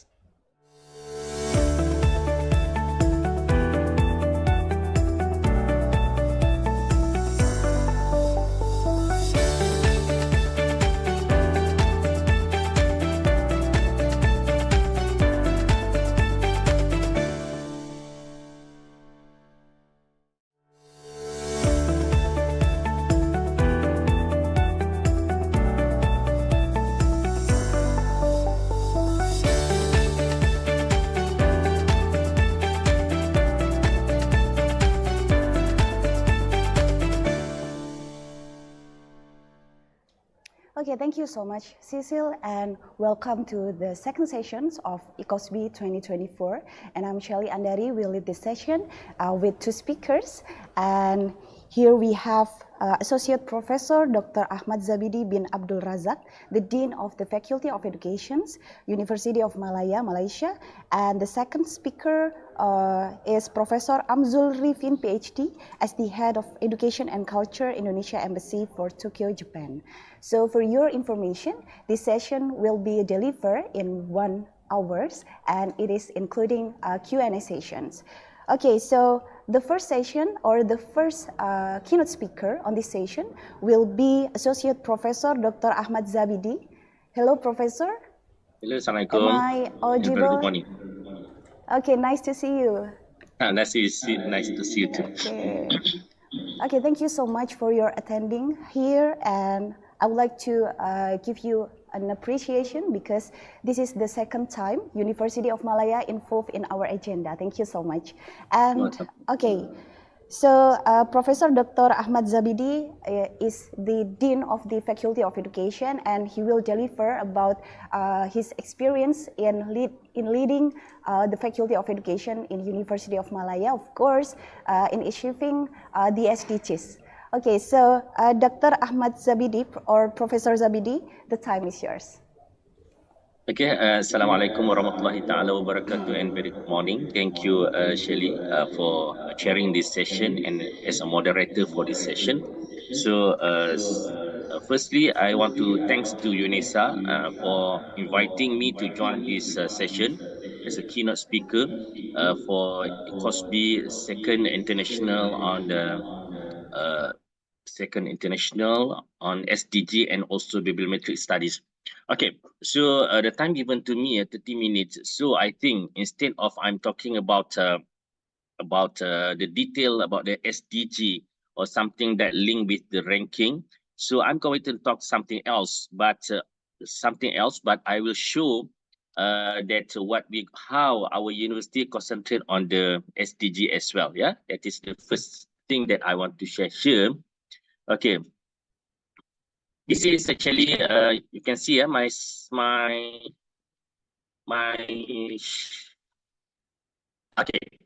okay, actually this is the thing under our university, everything that we put under sustainability at UM. So actually under this sustainability at UM, we got one committee. So that means the detail under this one committee, they got one director for this sustainability program. And when I refer to one question from Danang Arianto, yeah, to Prof. Ruki about what role of students, lecturers, and faculty play in supporting and educating this green environmental management. So actually, we at our university we got this unit, this section that concentrate everything about the sustainability. Okay, so this one actually I just want to introduce, but I'm not going to talk the detail about this one because all the participants, all the what I mean is respected professor and also docent from your university and other universities as well. If you want to know everything that we do for the sustainability for our university, so this is the detail about that. So we got UM Bibliometric ranking. We got the program something like UM in low carbon cities framework, UM in time higher education impact ranking. Even though as we know that UM University of Malaya focusing on focus on the QS ranking, but we also focus on other ranking as well. Okay, something like UM in UI Green Metric ranking, UM in Low Carbon Cities Framework, Carbon Framework, UM in Times Higher Education Impact Ranking, IR, UM Living Lab. So the detail about this program actually we can find from this web. Okay. This is also the ranking that under SDG, the impact ranking, UI Green Metric, WR, sustainability policy, sustainability reporting, and about the education, lifelong learning, research, eco-campus, social, etc. So actually, even though we are in the center city of Kuala Lumpur, actually quite difficult for us to sustain, especially about the green condition, quite hard for us to focus, but we still maintain about that. We got one big large forest in the middle of our University Malaya. So that's why I said our mission is to transform UM into model city campus that concentrate on eco campus as well. Yeah. So as I said earlier, that I'm not going to tell the detail about this. Maybe later if the participant and others you want to know about the detail about our program, you can find from this just type sustainability at UM. Then you can find the detail about this sustainability program. Especially we got our what I mean is our teacher under this is our vice chancellor, and then who's focus on this one, we call it as a director under associate professor Dr. Zida Fatima Muhammad. So the detail about this one you can find from this what I mean is this web this this SDG web. Okay, so now actually something different that I want to share for this conference, yeah, because for me, if you want to find something from the web, so we can just search and find it. But the most important thing, one more thing that we need to consider to think about how we can manage the environmental issue or green environmental. So this is the thing that I want to share for this conference actually. Okay, so under the topics grounded theory approach for advancing green environmental based management in higher education from the methodological perspective. So why I'm choosing to talk about this topic instead of I'm focusing on the environmental based management in higher education? Because for me, once you invite me to talk or to give a little bit my insight, my idea, how to manage anything. So instead of I give a content, I like to give to share the methods, the way that we can to find it, you know, because if I give you the method, so you can use anywhere or everywhere about how you can find, how you can maintain this situation. Okay, that's why I put it as a grounded theory. Grounded theory approach something that we try to get others' opinion, then we make it our own new one, the new thing from the various party that give the opinion about something that we want to discuss. So that's why I think instead of Shelley give me idea, okay, you need to talk about this one, about the environmental, and I think instead of I just focus on the something, what we done, what we have done, I want to give a model. What I mean is I want to give a method, then you can use this method to find how we can maintain or how we can advance our green environmental based on base management in higher education. Because if you talks about the environmental issue in at any university or any location, so we cannot avoid to get others' opinion, but we want to make it more proper. Okay, that's why I share this topic. Yeah. So as academician, we cannot avoid to talk something based on the fact and figure. Okay, so we if we say that we want to do something better for our university in green condition, so of course we need to get the data. Either, as we know that either we want to use a qualitative analysis or we want to use a quantitative analysis. So of course, if you want to do a quantitative, we can do a survey. Okay, just distribute a questionnaire and then we get the idea from the participant. What are their comments about our environmental issue at our university? But at the same time, also we can ask them, but how we can manage, how we can make it that all the data, something is very important for us. Something very important for us to ensure that we can maintain the green environment at our university. So this one, either we want to use a qualitative or quantitative, and also which theory that we want to guide us, which theory that can guide us to understand the environmental issue at our university, for example, at management and higher education. Either we already got the theory, or we can use already we got the theory, or we use a mixed method. Okay, we can find quantitative and qualitative, or we don't have any theory, we call it as a sham theory. So sham theory means it is based only on our assumption, based on our common sense. But if we don't have any theory, then we want to create our own theory to manage our organization about the environmental issue. Then we can develop the theory, we call it as a grounded theory. So for us actually, it is open as an academician, and also for us as an academic, we will find which one is better for us to use. Either we just follow to any previous theory, or we use a mixed method theory, or actually if you want to make it different, we develop our own theory. Okay, actually at our university, Muslim Malaya, this is our practice now. something that we want to do it instead of we just follow others, especially from other university, from in the local context, from the Malaysia, we got so many types. We got at least 3 types of university. We got a research university, general university, and specific university. Okay, where's the research university? This is 5 top university in Malaysia. We got University Malaya, University Teknologi Mara.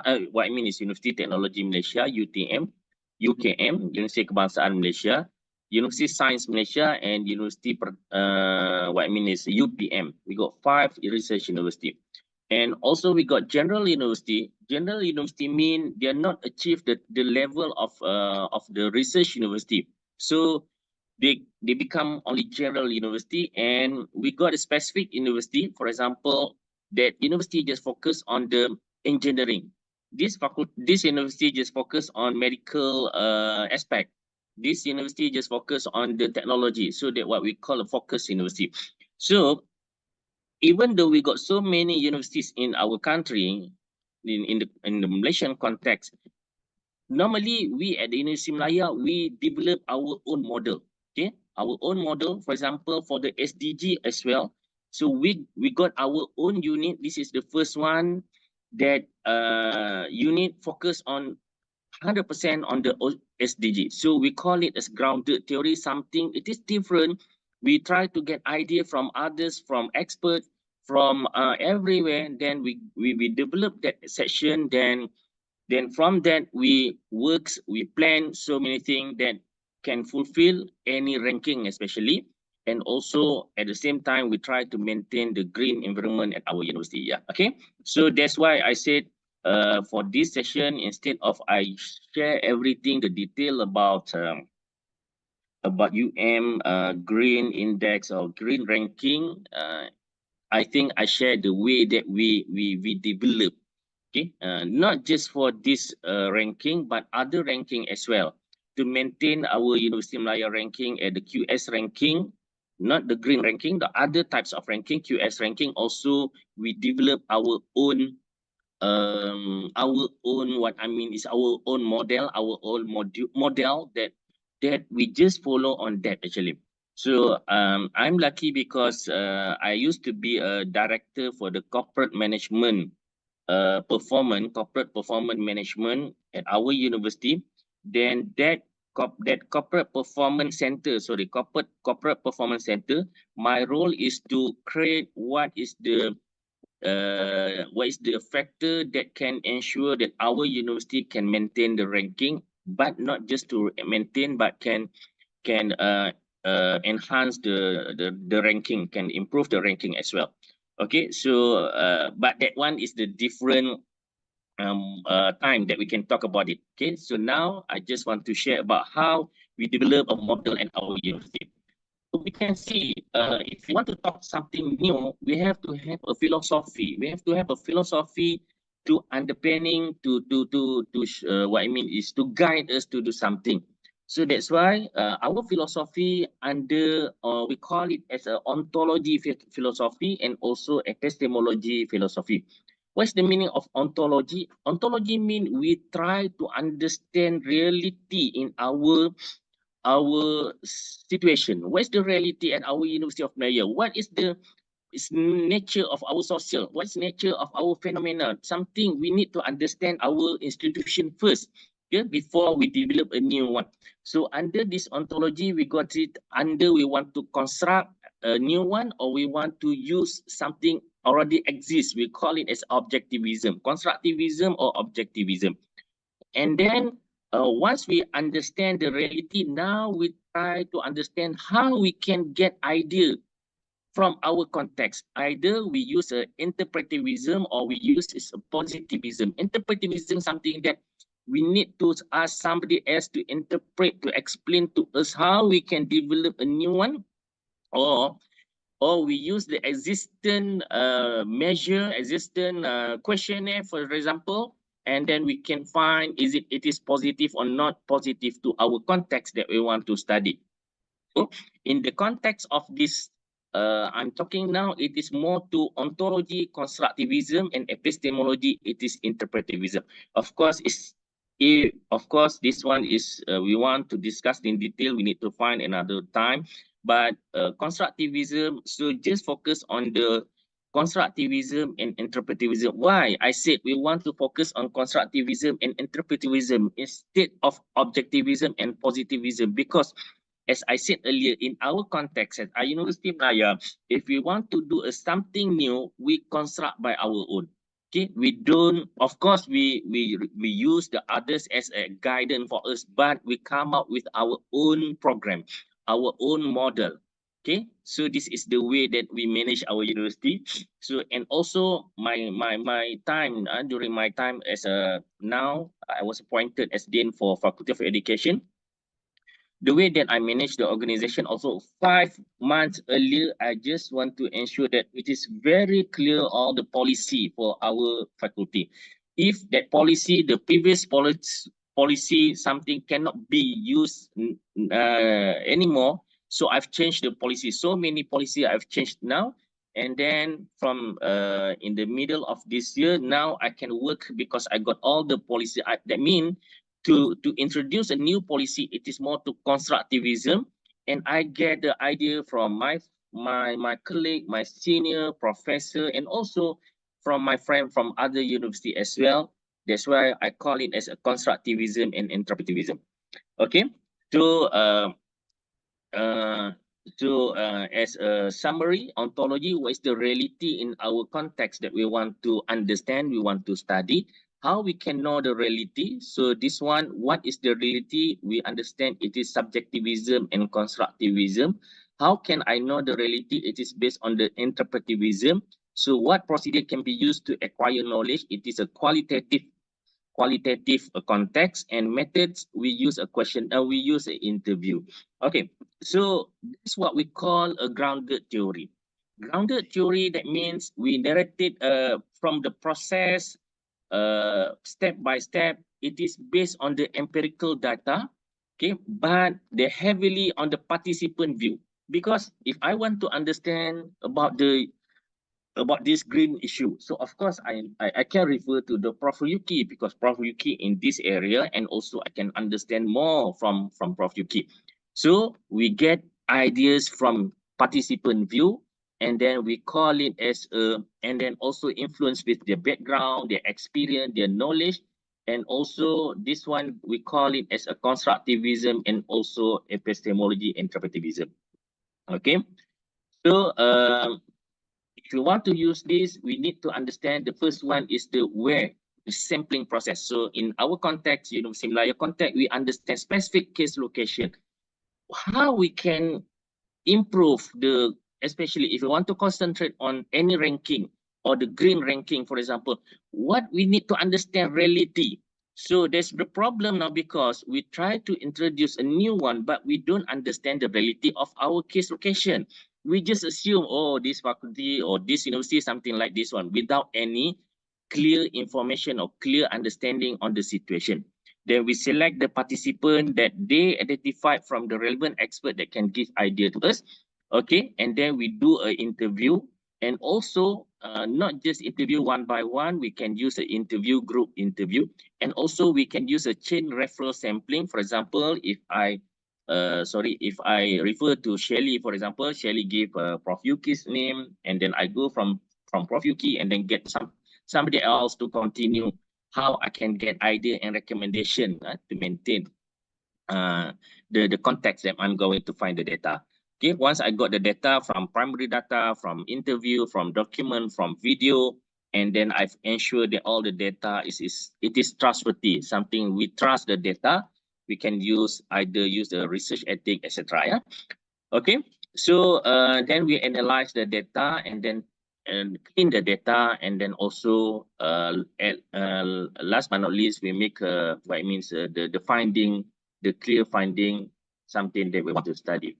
Okay. So that's, I said this is the third stage that I'm talking. The first one I've shared about how we manage about the environmental issue at our University Malaya.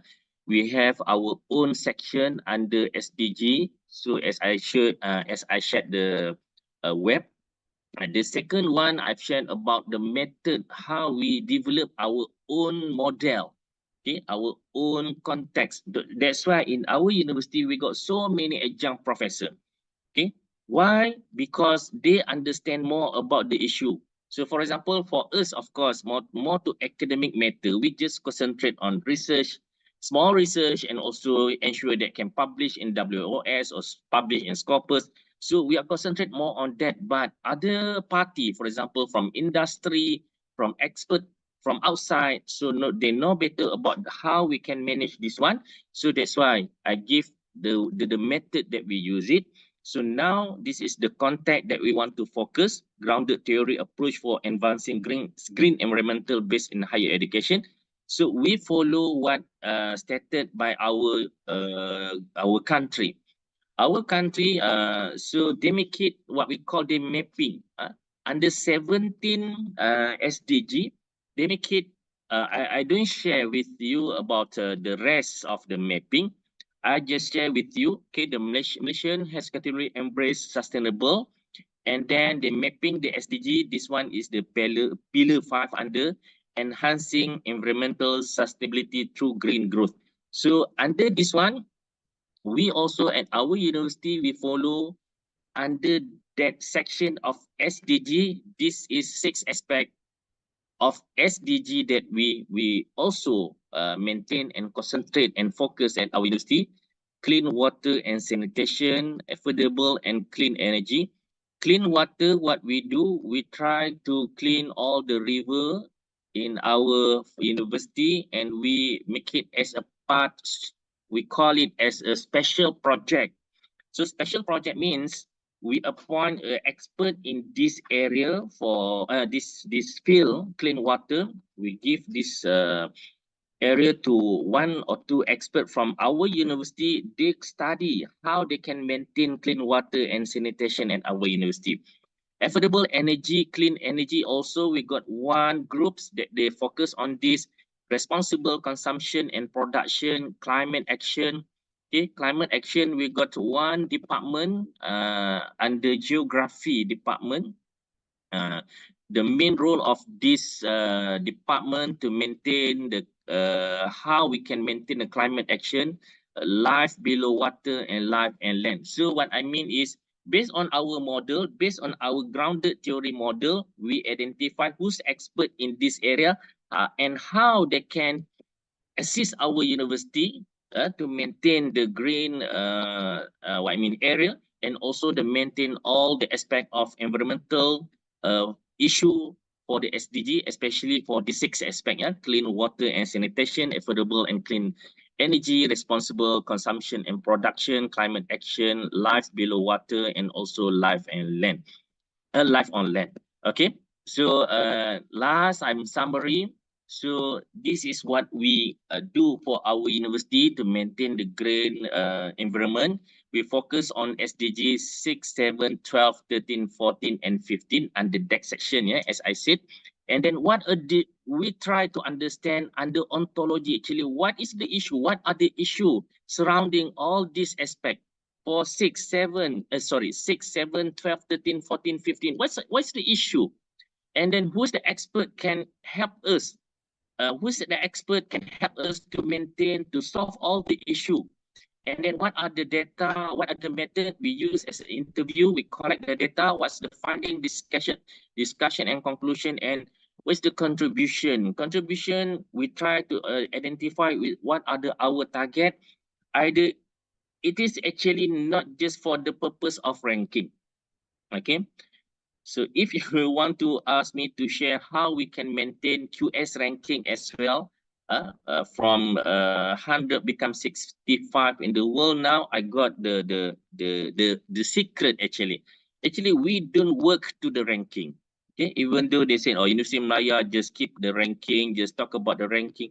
Actually, sincerely speaking, that we don't work for the ranking. We just do our work, we just perform our task, and then actually the ranking come to us. Not we try to what I mean is to find the ranking. Actually, all our activities, daily activities as a lecturer actually contribute to the ranking.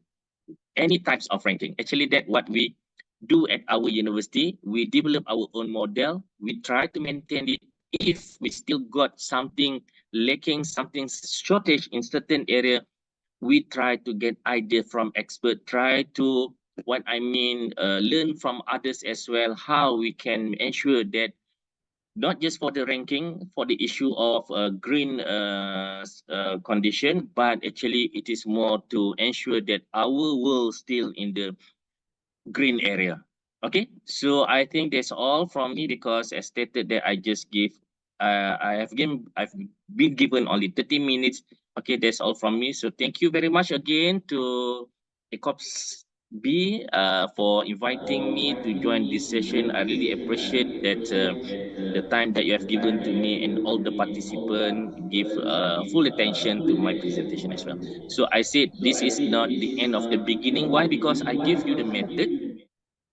Now it is a begin for you. If you said it is something new, that we can use the method to ensure that we can maintain our green environment in our at anywhere. Okay, that's all from me, Shelley. Thank you very much, and Assalamualaikum warahmatullahi taala wabarakatuh, and very good morning. Waalaikumsalam warahmatullahi wabarakatuh. Thank you so much, Professor Zabidi. It's a clear and very detailed presentations from you. And what I can sum up from this discussion is that we cannot find we cannot find the ranking, but we have to know first our potential, our issues, our resources, and then it is follow up by the method and of course the tools in how to maintain all of the issues through the achievement of the SDGs. And for the audience, we open only one question because of the limitation of the time. So everyone, please, if you have any question, raise your hand through Zoom feature or drop your question through a chat box.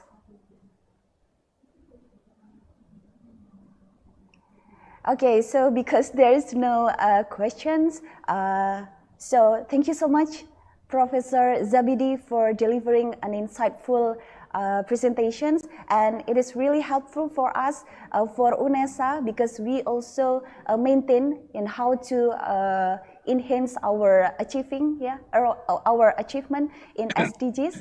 And then we have a token of appreciation, so please the operator. Thank you so much, Professor Zabidi. You're welcome. Okay. Thank you. Okay, thank you so much. Okay, so we will move to the next keynote speaker. We have Professor Amzul Rifin, PhD, as the Head of Education and Culture from Indonesia Embassy for Tokyo, Japan. So, Professor Amzul, are you ready for the next session? Okay, thank you so much. Okay, nice to see you, Professor. Sure, yeah. Thank you so much for attending this this meeting in our conference, the ICoSBi, the second ICoSBi 2024. Okay, so Professor Amzul will deliver a presentation entitled Economic Growth and Educations. Okay, so Professor Amzul, you have 30 minutes session for delivering the presentations, including Q&A sessions. Okay, so Professor Amzul, the time is yours. Okay, I will share my, can you see my presentation?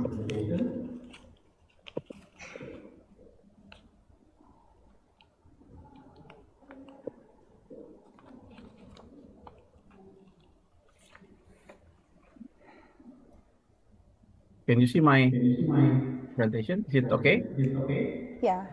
Okay, thank you, moderator. Assalamualaikum warahmatullahi wabarakatuh. Afternoon here. So my name is Amzul Rifin, and I'm currently an education and a cultural attaché in Indonesian Embassy in Tokyo. But I'm also a lecturer in the Department of Agribusiness, Faculty of Economics and Management, IPB, Bogor. So I'm my presentation, because my background is agricultural economics. So let me try to briefly, just hopefully very briefly, to share how the relation between economic growth and education, especially when you talk about the SDGs. So first, this is we all know the Sustainable Development Goals. We have 17, and one of them is the quality of education, the fourth one. So basically this, I would like to show how education will contribute to economic growth, to the economy, and how long it will contribute. So from here, we can see that education is one important thing, yeah, which is also included in SDGs, Sustainable Development Goals. First, how we look at the role of education. So if you study economy, especially from economics, usually the education is combined or always is with health. So we say that education and health are basic objectives of growth. Yeah. So here we can say that health is central for well-being, and education is essential for satisfying and rewarding life. Yeah. So both are very connected. So education plays a key role in the ability of a developing country to absorb modern technology and to develop the capacity for exceptional growth and development. So from here, we can say that when we are educated, when a country is educated, we can use modern technology, which is eventually will make which contribute to sustainable growth and development. So that's how it connects to the economic growth. And also, if you talk about health, it's a prerequisite for productivity increases. And successful education relies on adequate health as well. Yeah, so we cannot educate when we're not well. Yeah, so we need our health to be educated. Yeah, or we need a good health, a good food, for example, in order to be well educated, to be more educated. So here, both the dual role of as both inputs and outputs give health and education their central importance in economic development. Yeah, it means that both are also inputs. So in order to have a very good economic growth, we have to have a good health, the nation, and also good education, and also as well as output. Yeah, so education and health also as output of an economic growth. Then we have what called the human capital. Yeah, what is human capital? So human capital is usually defined as education and health or other human capacities that can raise productivity. Yeah, so we always say competitiveness of a nation. Yeah, so it is very closely related with education and also health. Yeah, that can raise productivity. So if we talk about investment Yeah, when for example you are investing in a business, firstly you have to invest. You have to spend money. Yeah, you have to spend money to invest. Yeah, hopefully, yeah, then from that investment you can derive, you can receive income. Yeah. So, but the the period cannot say it's in the short run. When we invest in health and also education, yeah, for example, we are building schools, we are building health facilities. The gain from those investments will not in this not in the short run, not in 1 or 2 years, but in several years. Yeah. So such a return can be used and compared with to other investments. Yeah. So that's why the government must invest in this education and also health, because the return is relatively in the long run. Although in terms of government, the government doesn't always look for a profit. Yeah. And also, if you talk about personal, yeah, when we study, when we pursue our academics, yeah, for example, for undergraduate or graduate, yeah, when you go to school, you will spend money to pay tuition, and your benefit will come in not in 1 or 2 years, maybe in 5 or 10 years, even 20 years. Yeah. So that's how we look out on education, also health. So this is a very good example. So this is I took from, if you study the economics, it's like a textbook for the economics from Todaro and Smith, economic development. So if we compare the primary and secondary school graduates, yeah, for example, when you just go to primary school, yeah, sekolah dasar maybe, compared to secondary school, SMP or SMA.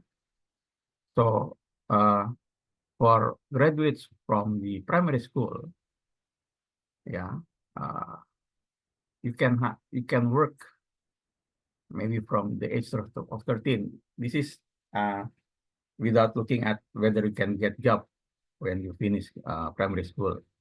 Yeah, you can see here that from the age of the age, they are 13, then you can earn income.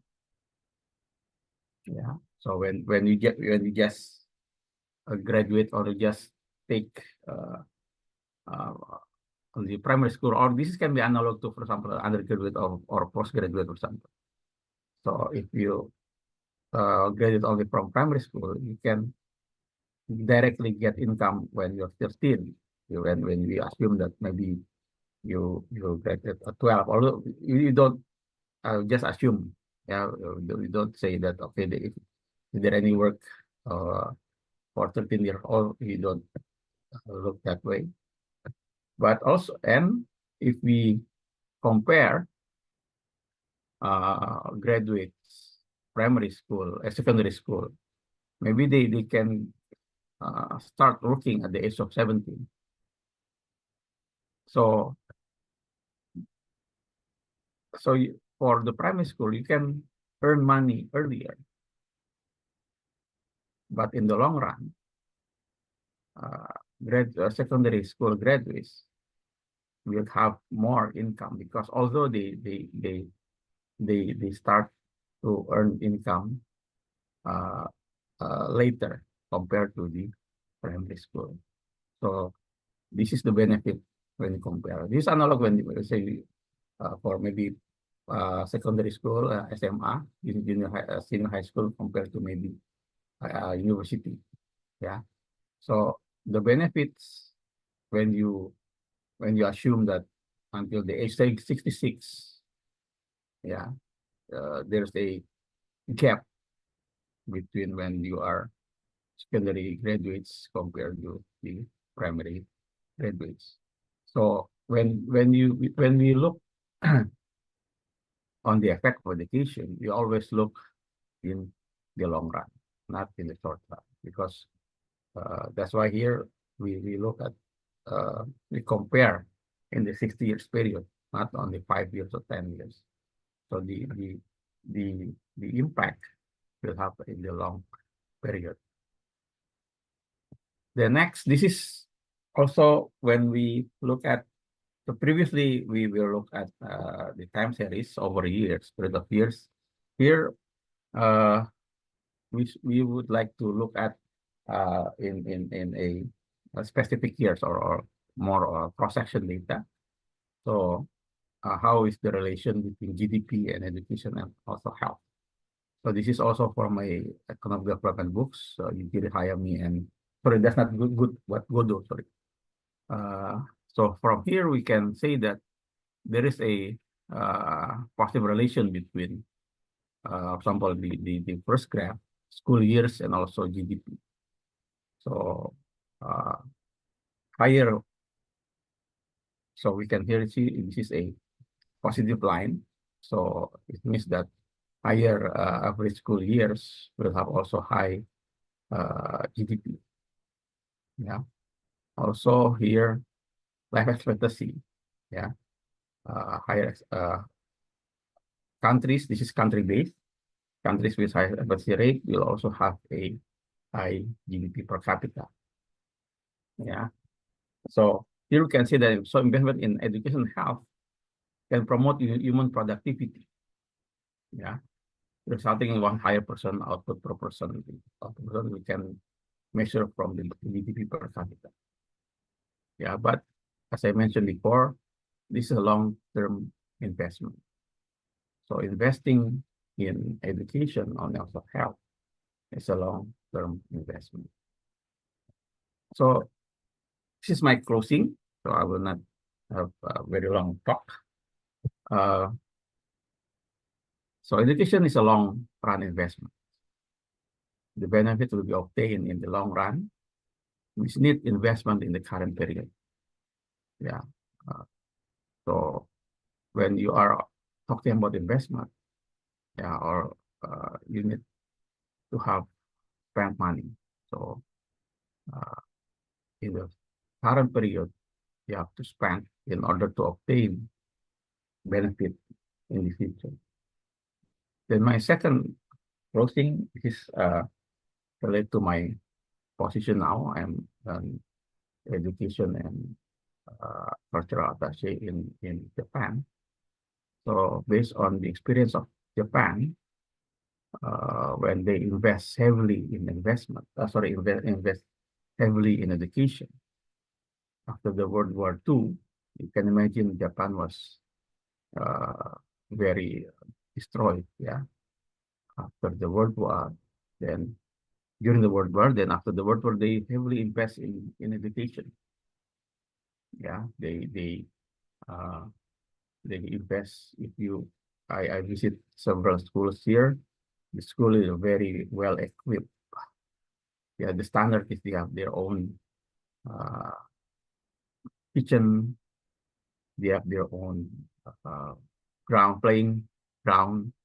Yeah, athletics. Sometimes you have a very huge football field. And they have invest heavily on their education. And what happened is the result they received in the 70s and 80s, especially in the 80s, when they were a very have a good economy growth. Yeah, during that period, it is , , 1 of the result of this heavily investment in education. And what happened is the result they received in the 70s and 80s, when they were a very have a good economy growth. Yeah, during that period, it is 1 of the result of this heavily investment in education. And what happened is the result they received in the 70s and 80s, when they were a very have a good economy growth. Yeah, during that period, it is 1 of the result of this heavily investment in education. Yeah. So, for example, if you invest in primary school, so today, yeah, this year, so they will become in the labor force maybe 10 or 20 years. Yeah, so that kind of benefit will come when you're investing in education, in human capital, and not only education. So that's all. My presentation. Maybe before, thank you for inviting me for talking to this conference. If you have any questions, please can raise. Thank you. That's all from me. Assalamualaikum warahmatullahi wabarakatuh. Waalaikumsalam warahmatullahi wabarakatuh. Thank you so much, Professor Amzul, for an insightful presentations. And please, everyone, if you have any questions, you can raise your hand through Zoom feature or drop your question through chat box. Because we still have 7 minutes left for this session. Or if there is no question, I have a question for Professor Amzul. Oh, okay. First questions from the audience first. Okay. From Bapak Eko Handoyo from UNES. For Professor Amzul, in your opinion, in the next 10 years, what education system is appropriate to drive the nation's economy?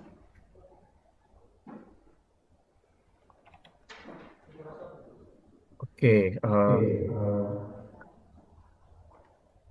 I will directly answer the question. Or will wait for other questions? Yeah, sure. I'll answer. Okay. Thank you for Pak Eko. Yes. Education system. I think, yeah, when if I compare with Japan now, they have a very good education system. Of course, that's the ideal thing. For Indonesia, I think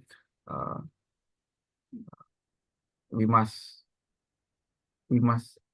realize that education is a very long-term investment. So at least we should have a very consistent roadmap. Yeah. So what we are going to achieve. For example, if we want to achieve 2045, the generasi emas, for example.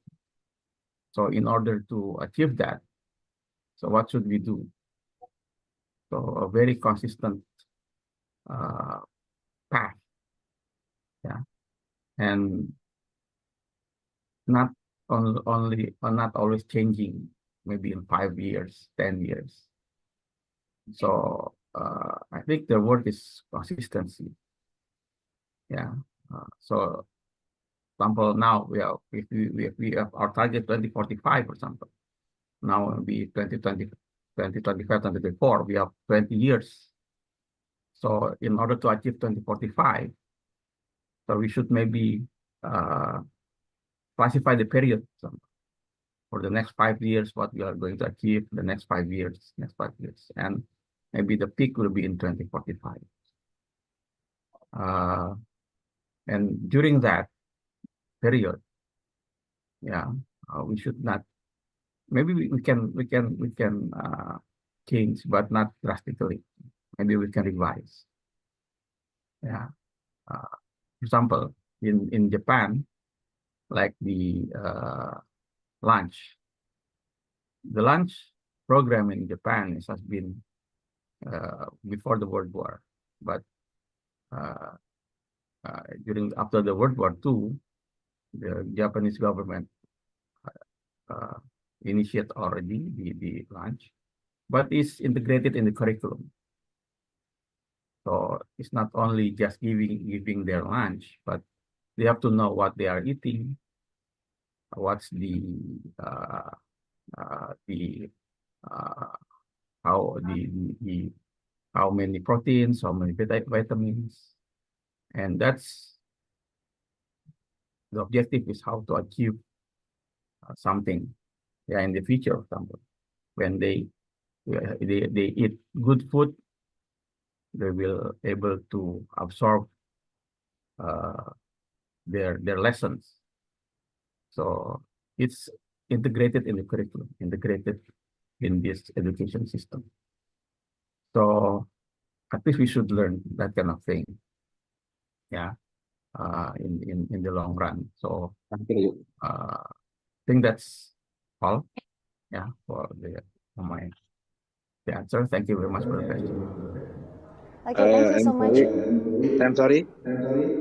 Okay. Maybe okay. Sure. Maybe Uh-huh. Prof have suggestion to enhance education in Indonesia because next year we facing improve technology of information and communication, and maybe you suggest to improve vocation education in Indonesia next year. Okay. Okay, Okay, thank you. please. Yeah, that for the vocational, of course, it must be improved in the coming years.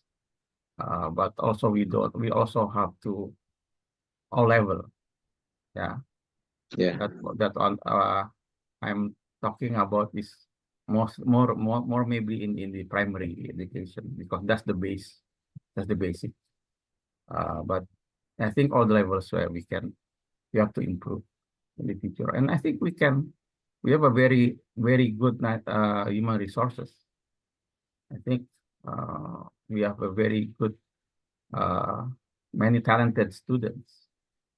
Yeah, I see here many Indian students, yeah, undergraduates and also postgraduate, can compete with others, with even Japanese, even the foreigners here. So in terms of talents, we don't have any problems. Maybe we can just touch something very not so heavily environment, so we can compete more in the future. So I think we have that ability, and I'm optimistic if we can just involve not so many involvement, but just at least if we know what we are going to deal with in the future, for example, like that technology or like the vocational studies, I think we have the chance to compete with other countries in the future. Thank you. Okay, thank you, Prof. Okay, thank you so much, Pak Ari Wardono from UNESA. Sorry, Bapak Eko ya. Bapak Eko from Bapak Eko Handoyo from UNES. Okay, thank you so much, and thank you so much, Professor Amzul, for the answer. And maybe I have one question. So actually, I really appreciate your presentations because, like what we discussed before, in Japan, that we face various conditions when we talk about immigrant worker from Indonesia, because some of the kids, some of the family cannot be mapped out by the Japan embassy, Indonesia embassy in Japan.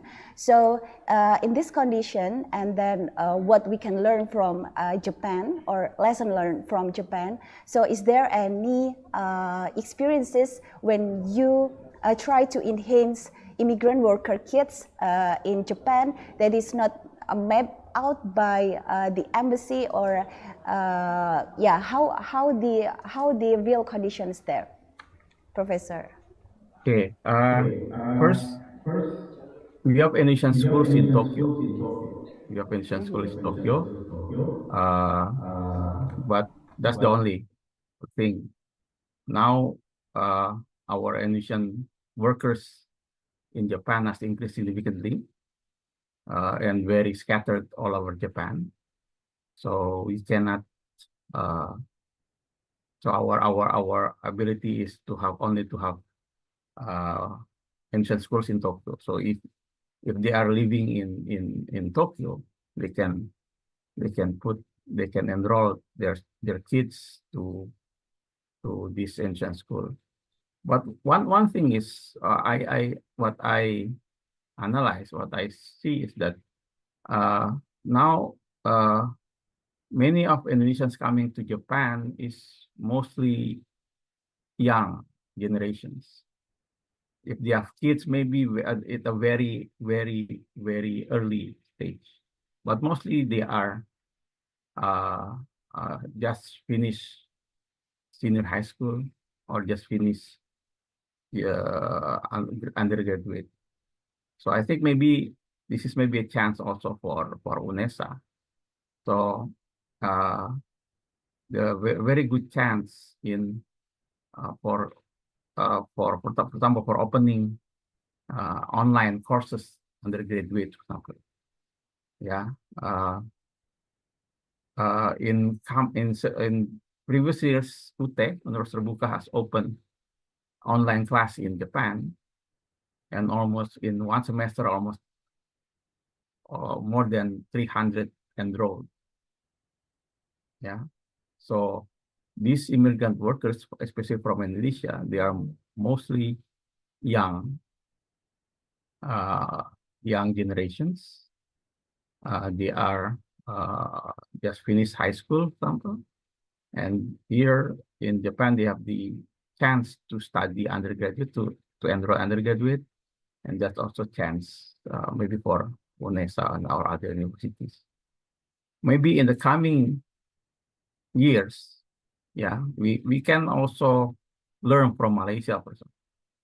Malaysia, they have more Indonesian immigrants, and they have more in Indonesian schools, maybe in KL, also in Sarawak, Sabah, and also maybe non-formal education, PKBM, something like that, or community-based learning. So we can learn from the experience of Malaysia and also maybe Saudi Arabia how to deal with this immigrant workers' kids. But currently, we have only one Indonesian school in Tokyo, which is already built since 1958. Yeah, almost 60 years, more than 60 years, the school has been established. Yeah. So we have from kindergarten until senior high school in the Sekolah Indonesia Tokyo. I think that's all from me. Thank you. Okay. Thank you so much, Professor Amzul, for an insightful and outstanding presentations. So what I can sum up from this discussion is that it can be seen that human investment is a very important for a country, moreover through education. So education and as well as health can create a long-term progressive impact for all of the areas, and as well as the social and culture and economic as well. And it really influenced the existence and the sustainability of human life. Thank you so much, Professor Amzul. And then we have a token of appreciations for Professor Amzul Arifin, PhD. Thank you so much, and see you on the future agenda. Okay, thank you. Thank you so much. Okay, so everyone, thank you so much for still committing and attending this session. We will continue on the third session that will be delivered by the next moderator, and I will give it back to Ms. Cecil. Thank you so much. Wassalamualaikum warahmatullahi wabarakatuh.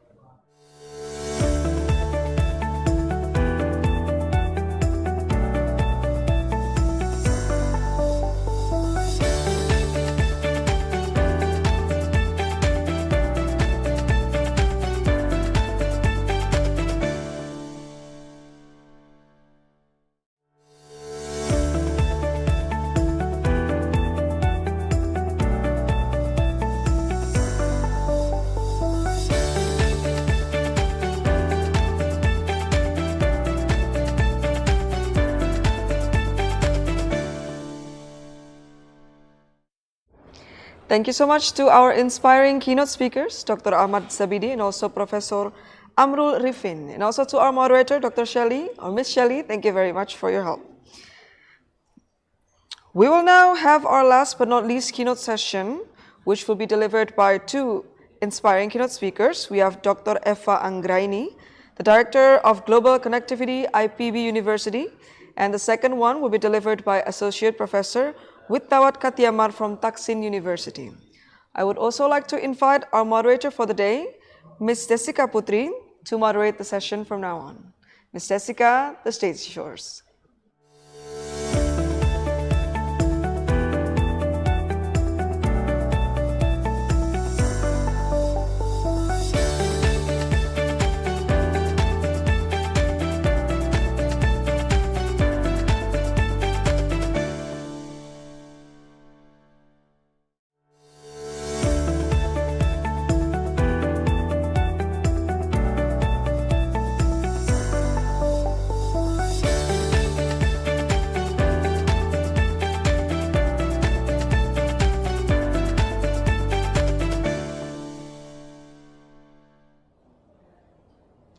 Okay, thank you so much, Ms. Cecil, for this occasion.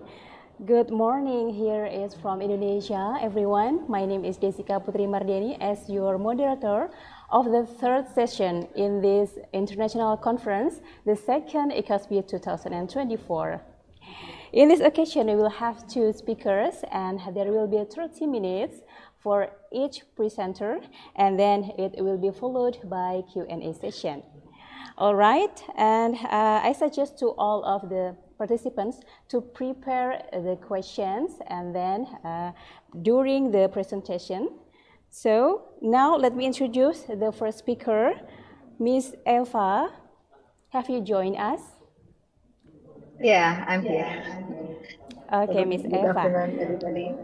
All right. She is Dr. Rerum Agriculture Eva Anggraini, SPI, MSI. She was born on May 2nd in 1979. Her last education was doctoral degree at the Division of Resource Economics, Albrecht Daniel Taher Institute of Horticultural Science, Faculty of Life Science, Humboldt University of Berlin. And one of the work and positions of her is now a Director of Global Connectivity, IPB University from February 2023 until now. And she is also a lecturer. All right, without lingering any longer, let's start the presentation. Ms. Eva, for 30 minutes forward, the time and screen are now yours. Thank you. Thank you, Ms. Jessica. Good afternoon, Bapak Ibu. So please allow me to share my screen. I hope you can see all. You can see my presentation now. Maybe. So wait a second. Is it complete sound? Yes. Yeah, it is in the screen share mode, right? Okay. Okay. Yeah. First of all, would like to thank for the invitation from UNESA to IPB University, and please allow me to deliver our topics today concerning the role of university in promoting sustainability and societal transformation. Unfortunately, Prof. Satya cannot join this event, and so I will present him to for this conference. So it is very nice to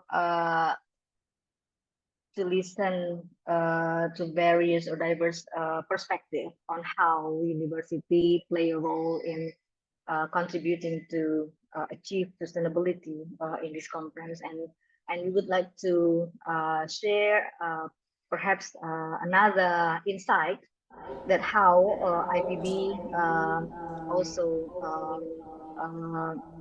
consistently do its best to contribute to SDGs, and Okay, Ms. particularly we Eva. will. Yes. Hello, Ms. Eva. Yeah? Excuse me. Can you please kindly to wider your screen, full screen? Full screen. Yeah, that's my questions Yes. actually because I'm using two screen. Let me check. Wait a second. Okay.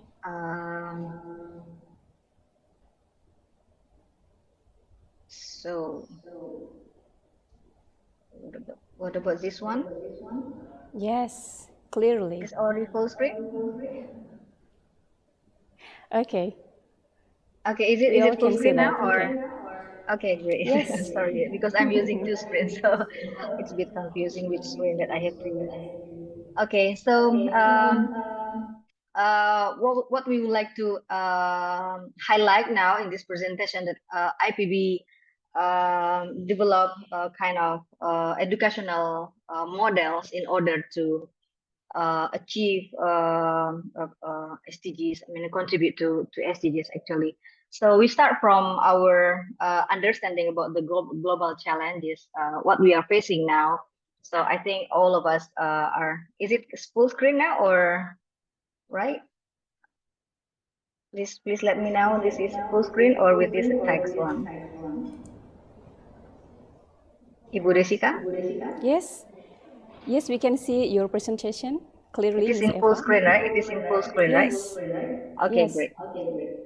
Yeah, as we understood that climate change has become a great challenge for us because of a lot of impact that caused by climate change and also industrial revolutions that's taking place from since several years, and it has greatly impact all aspects of human life, including education, of course. And we also have been experienced with a great pandemic in the last 4 years. And it has been also predicted that there will be like future pandemics, or how we cope with this and how we anticipate the future pandemics, and also the international situation now, which is at the geopolitical situation, which is not and in the friendly situation. So I think these are the global challenges that we think is affect the achievement of the SDGs, while we are still struggling in achieving the SDGs.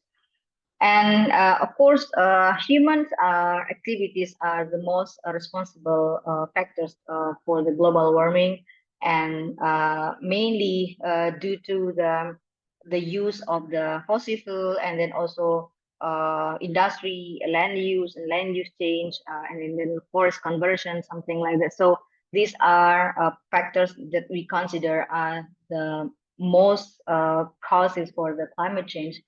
And of course, we also, in terms of industrial revolutions, that we also found that within the several years that there's a lot of fast growing of digital technology, and how that AI, biotechnology, and Internet of Things has been influenced all sectors of human life. So these are a kind of challenge that we need to also address.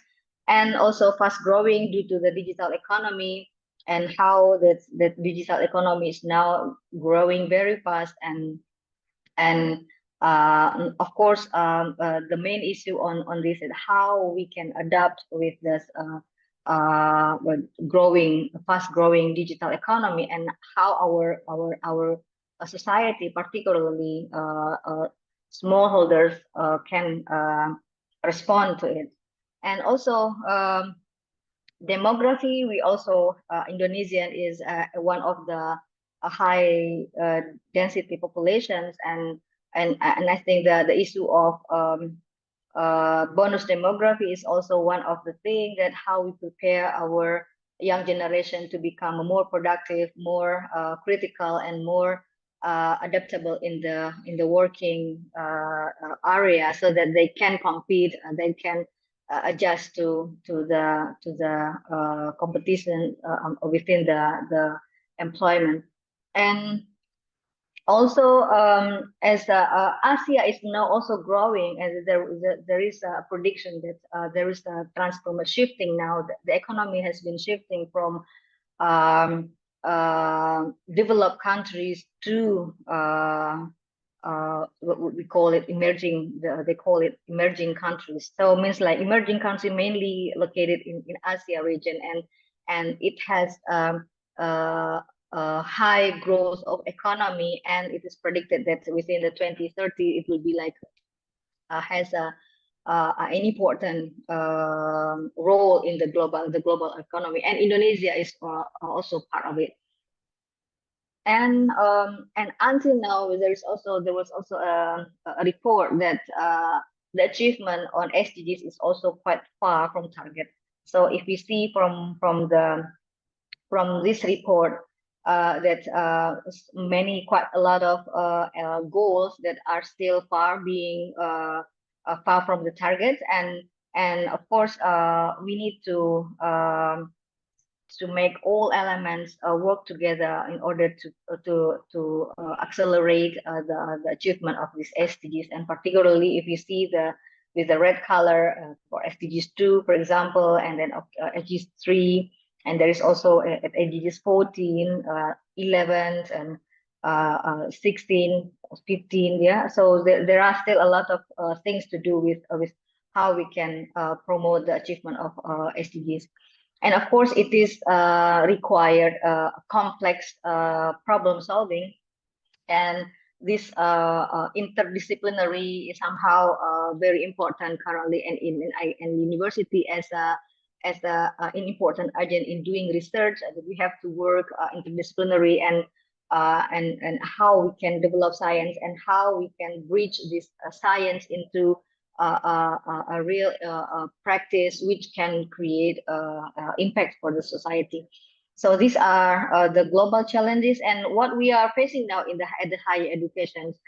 We are also facing some kind of gap now. That's how the research, the investment that we have been devoted to research, it has not created a high impact to the industrial application. So there is still a gap between the research and industrial application, and this, of course, at the area of how we can bridge research innovations into the industry. So this, of course, need let's say the quality research, and then also how we can create innovations, and which can be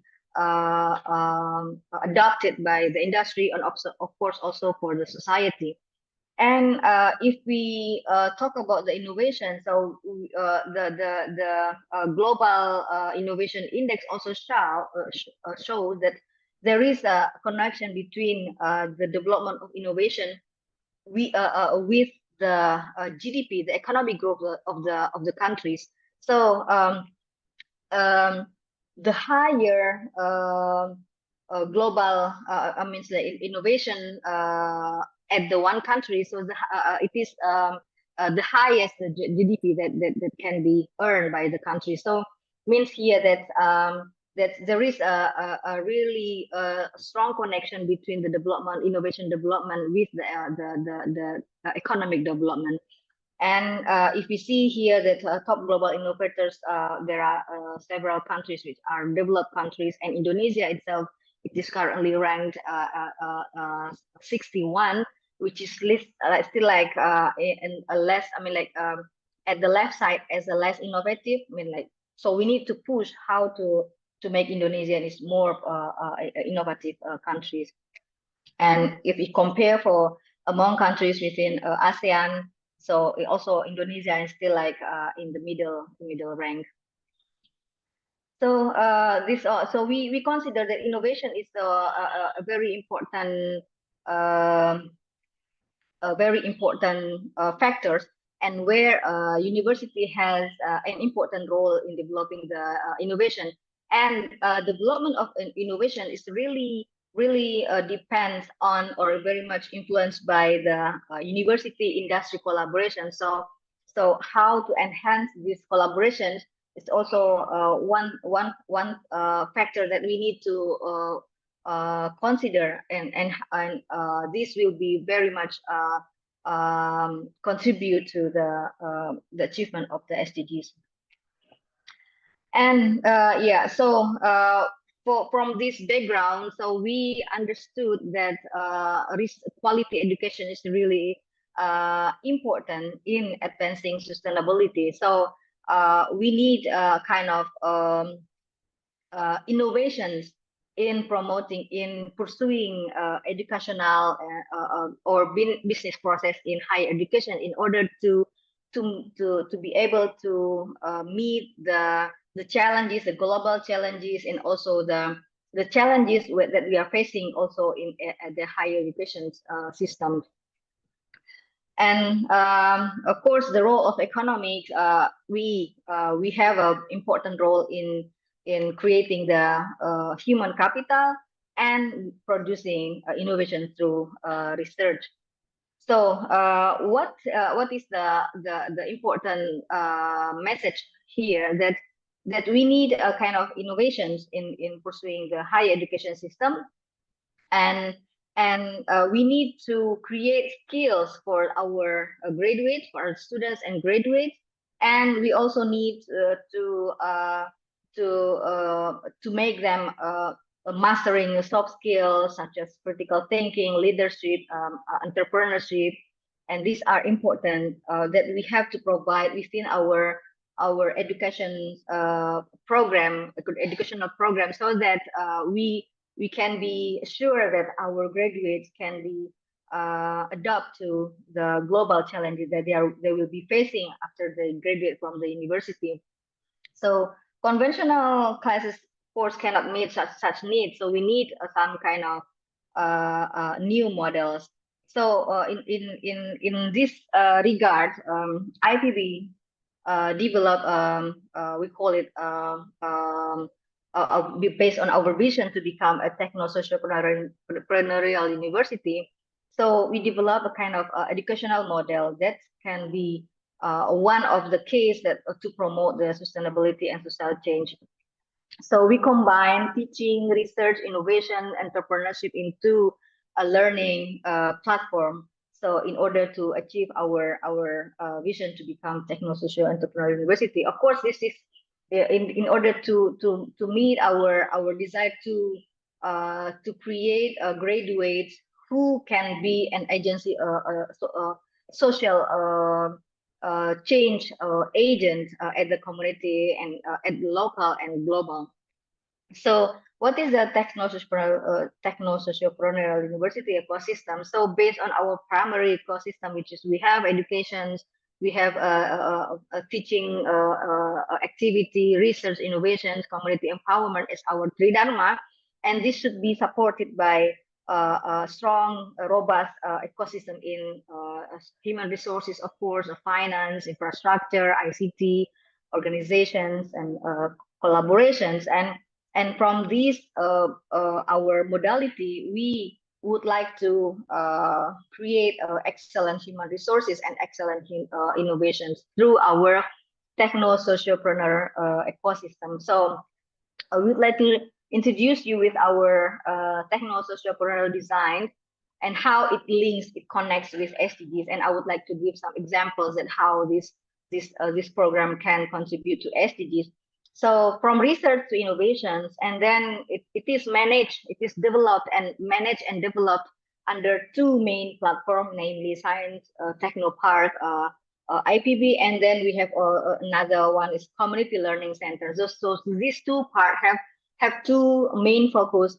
So for the Science Technopark, we would like to make a closely link to the industry, to make the innovation can be adapted to industry.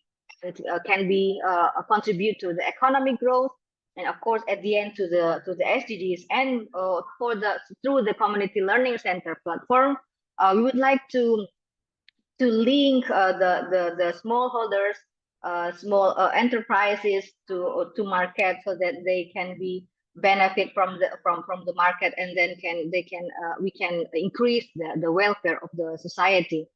So these are the main design of our techno-sociopreneurial system. So I would like to explain a bit more about the Science and Technopark. So we within the Science and Technopark, we developed several elements. So within the science and techno part, we have a startup center, and then we have also we participate at the ministry program, such as matching fund program to promote the commercializations of the innovation. And IPB also established Innovation Valley in order to become a living lab, a teaching industry, and at the same time also to create the economy and business development, and also managing the innovations to be commercialized. And under our Community Learning Center, we have several flagship programs. One of the thing I would like to introduce later, One Village, One CEO program, which is a program which involves students and fresh graduates.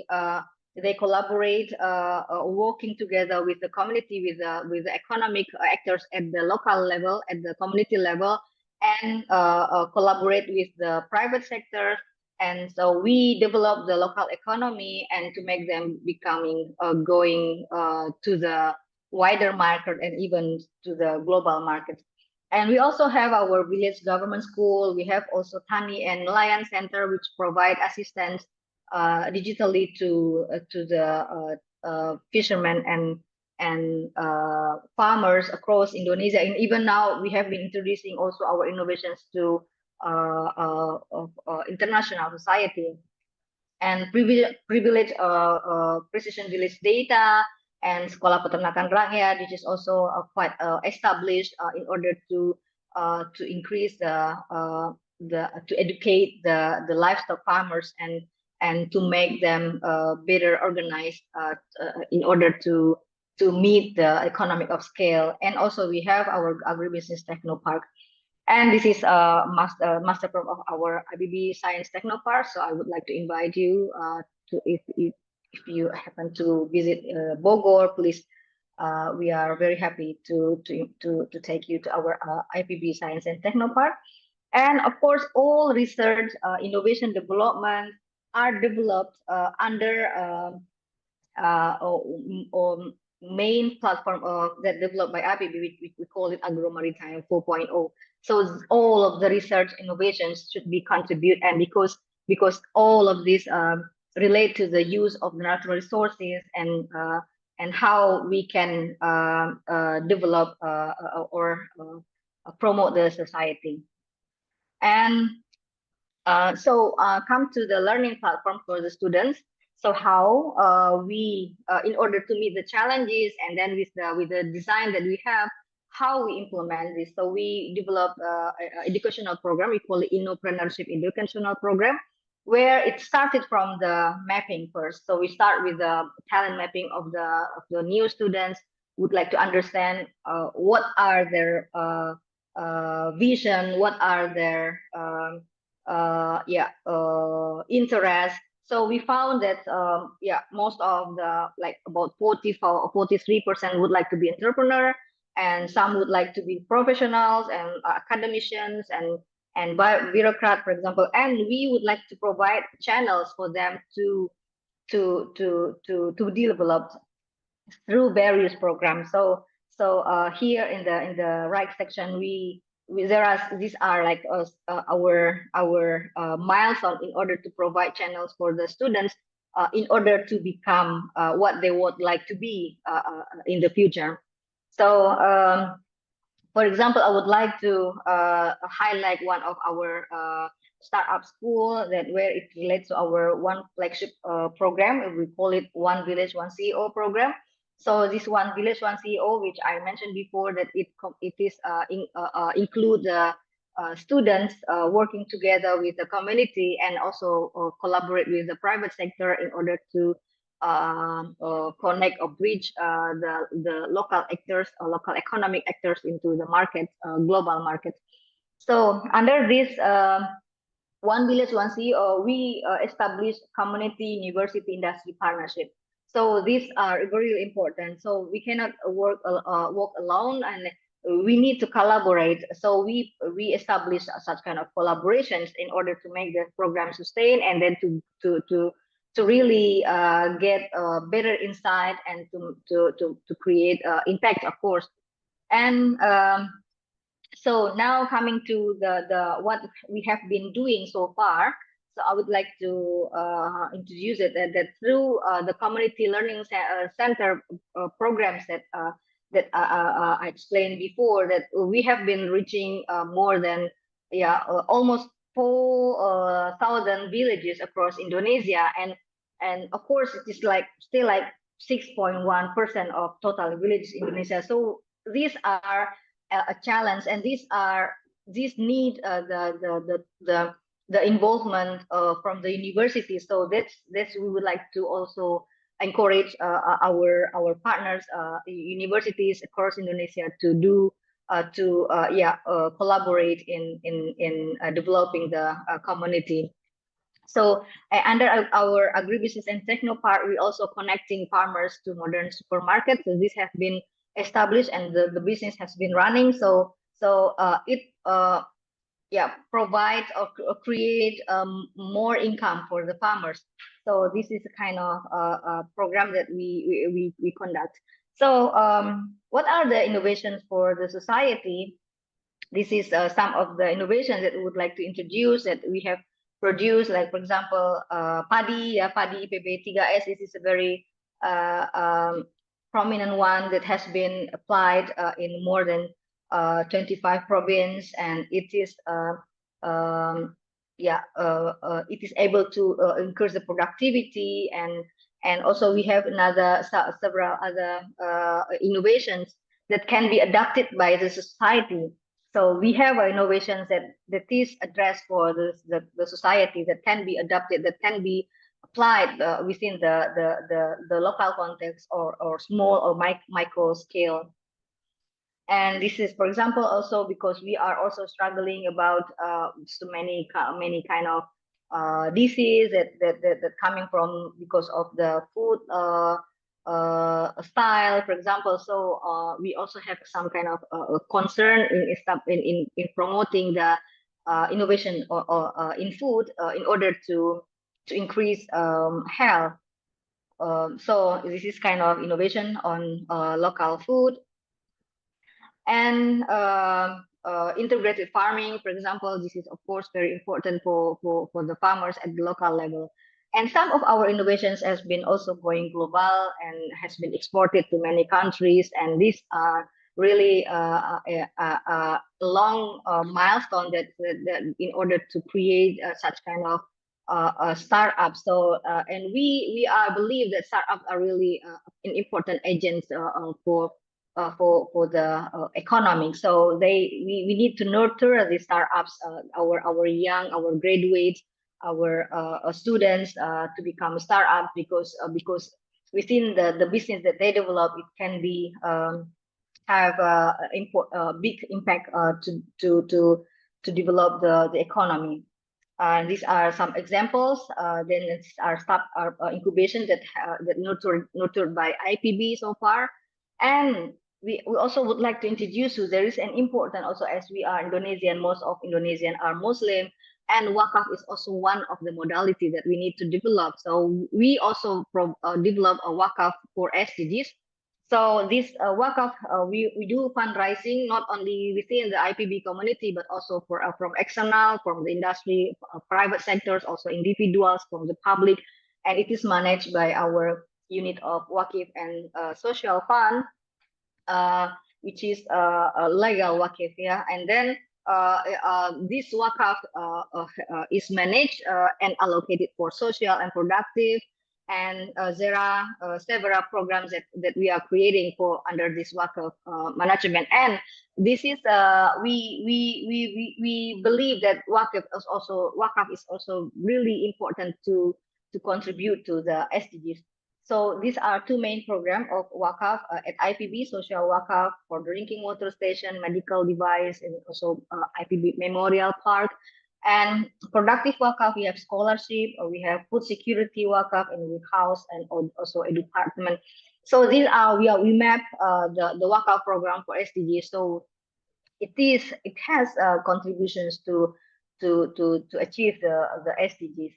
So I think this what I can introduce about how IPB commit and consistently work, consistently develop programs in order to achieve SDGs within the educational program and also kind of social program that we develop.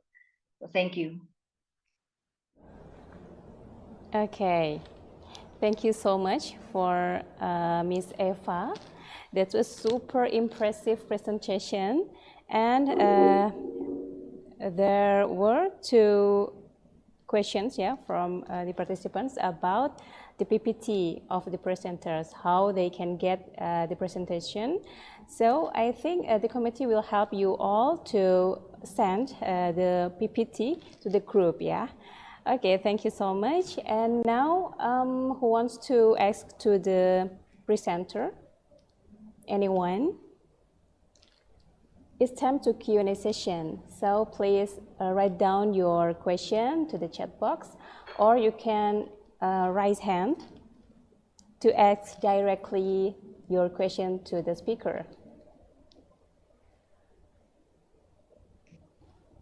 Maybe I want to ask one question for Ms. Eva. So Ms. Eva, the price of our farmers are really cheap, right? And so how the role of university to help this condition? Yeah, so we have one example from our program on agribusiness and technopark that I showed before. So we work with the farmers surrounding the campus. We provide them with seed and we provide with assistance and also quality control for their farming practices. And we collaborate with these farmers in marketing the products. So what we are doing, because we understood that if farmers go by themselves to the market, the price will be very much lower, and then because of quality control of the products very low, and because of packaging it is not attractive ones or something like that. So we collaborate. So we do some kind of take care for the products of the farmers. We do sorting activities. We do packaging, and with this quality, the controlled products, we manage to sell these products to the supermarket.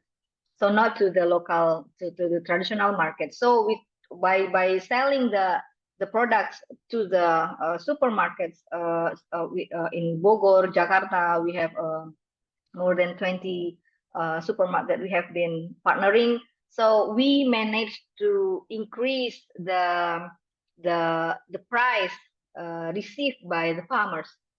And we know that collaborating with the private sector, with the supermarket, it will take time to get payment, for example. So IPB as a caretaker, so IPB will pay advance with from the community. So this kind of collaboration with these 2 or 3 parties, we have a kind of model how we can increase, like promote the better price for the farmers, but we can produce the better quality product, and which can be accepted by the good market. And of course, this will be like giving mutualism within the involved parties.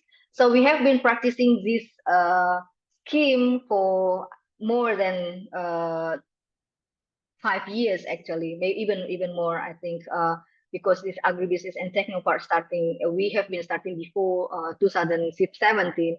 But the scheme we enhanced the scheme within the 2018, and it still continues. So every day we send the products to the supermarkets, and this coming from the farmers, actually. So I think in order to help farmers to bargain, to have a better bargain positions, they need to collaborate. they need to collaborate, and university can be a kind of a model, and as a PTNBH, because IPB Unisa, so PTNBH, we are allowed to have a business, so we can develop our business and working with the working together with the SMEs actors, and to advance their business, and also of course the as the business entity, a university can also benefit from this. So this will be like mutualism. So this is what we can share with you. Thank you. All right, thank you so much, Miss Eva, for your answer. Okay, Miss Eva, I guess all of the participants received new knowledge from your materials today. Thank you so much. So we also appreciate your time, your precious time, and for your coming today. So here is the appreciation for you. Thank you. Thank you, Thank you very so much. All right. Okay, so ladies and gentlemen, I think there will be needed to collaboration between university and also the industry to reach the SDGs. All right, thank you so much, Miss Eva. Now it's time to move to the next speaker. Okay, the next speaker is coming from Taksin University, ladies and gentlemen. And he is Professor Witawat Hatiamar. He is the Dean of Faculty of Education, and he has an experience in managing university in green campus concept. All right, without any longer, here is the presentation of Professor Witawat Hatiamar.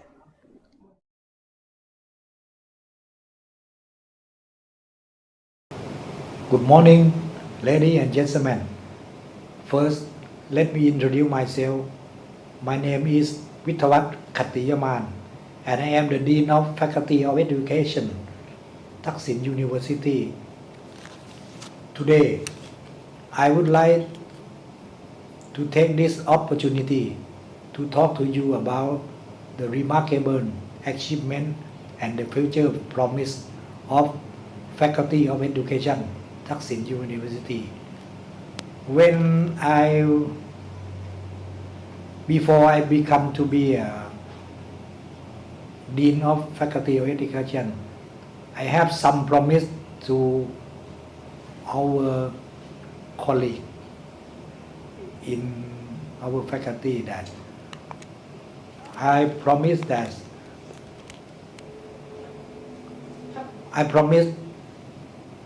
to our colleague in faculty that I will transforming the Faculty of Education into an international teacher production organization by 2027. So now our activity are going to that achievement that I promised. And I will also mention that, and I will pay attention to the value for my term, that we will pay attention on. First is ethics, because we are faculty of education. Our student will become a teacher in the future, so we will pay attention on that. Our student will be an ethic for they become to be a great teacher in the future, and we will respect or in diversity, because in Songkhla province that our university is located, it consists of many cultures such as Muslim, Buddhism, and Christian. So our faculty will be respect on multicultural. And the third is the key concept of my vision. We will transformation our faculty to be a worldwide faculty. That I will talk about it later. The fourth is we will act as a social innovator. We will produce our students to be a social innovator. And the last is we focus on universal. We dream about that our faculty will be well known in the world, at least in Southeast Asia. And I think now we can do it to achieve this our value. The first achievement that I will talk about it is an international affairs. In this affair, we launched a joint program with Institute Abroad as outlined in Memorandum of Understanding with 6 countries consists of Malaysia, Indonesia, Vietnam, Taiwan, South Korea, and Japan. As you see in the left picture, there are foreigner student exchange program in organizing international learning camp. In the picture maybe a Japanese student and Malaysia student. And the next, we organizing an international academic conference on 4 November 2023. And on 6 August last 4 years ago, we will conduct an international conference. We have a delegate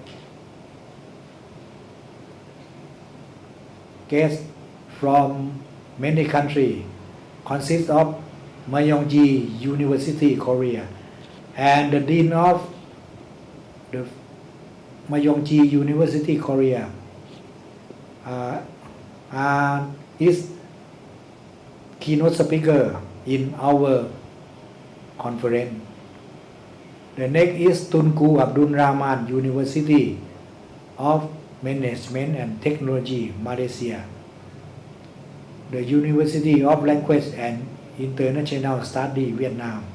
National University, Hanoi, Vietnam, who participate in our conference on the last 4 years.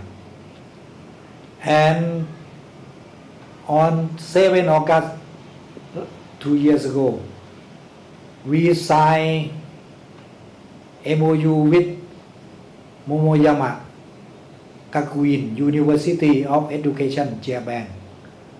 We signed, and the president of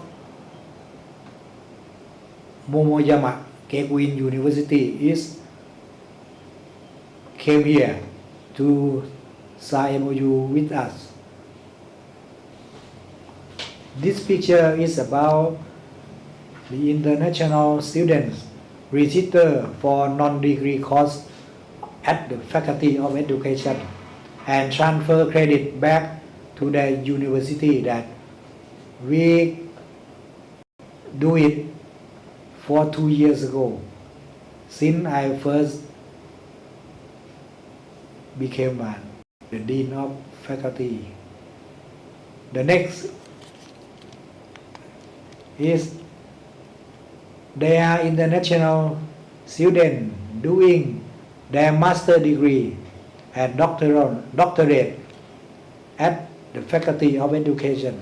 Now we are Chinese student came from Sichuan, study in master degree in curriculum and instruction, and they are going to finish in this year. And we also have Chinese student study in PE education for master degree and about to finish program in this year too. We also have doctoral student in administration education from Nanning, and we have a plan to do about this further. On the left, on the right picture, you will see our PE education program conduct an international rugby match for physical education students. There are many players from Malaysia and many countries participate in this tournament. And about the future plan that we plan to do in the future is we will open enrollment for international students to study and experience the culture of Songkhla province and nearby. We plan to have a meeting with Japanese university maybe in the next 3 months, and we will request an evaluation of the Faculty of Education at international level, maybe quality assurance in the standard of foreigner standard. And we will plan to exchange foreign teacher to give special lecture. Now the dean of we plan to exchange foreign teachers to give special lecture. Now Professor Dr. Hiroyama Nakamura, the dean of Faculty of Humanistic Education, is give a lecture to our PE student for now as I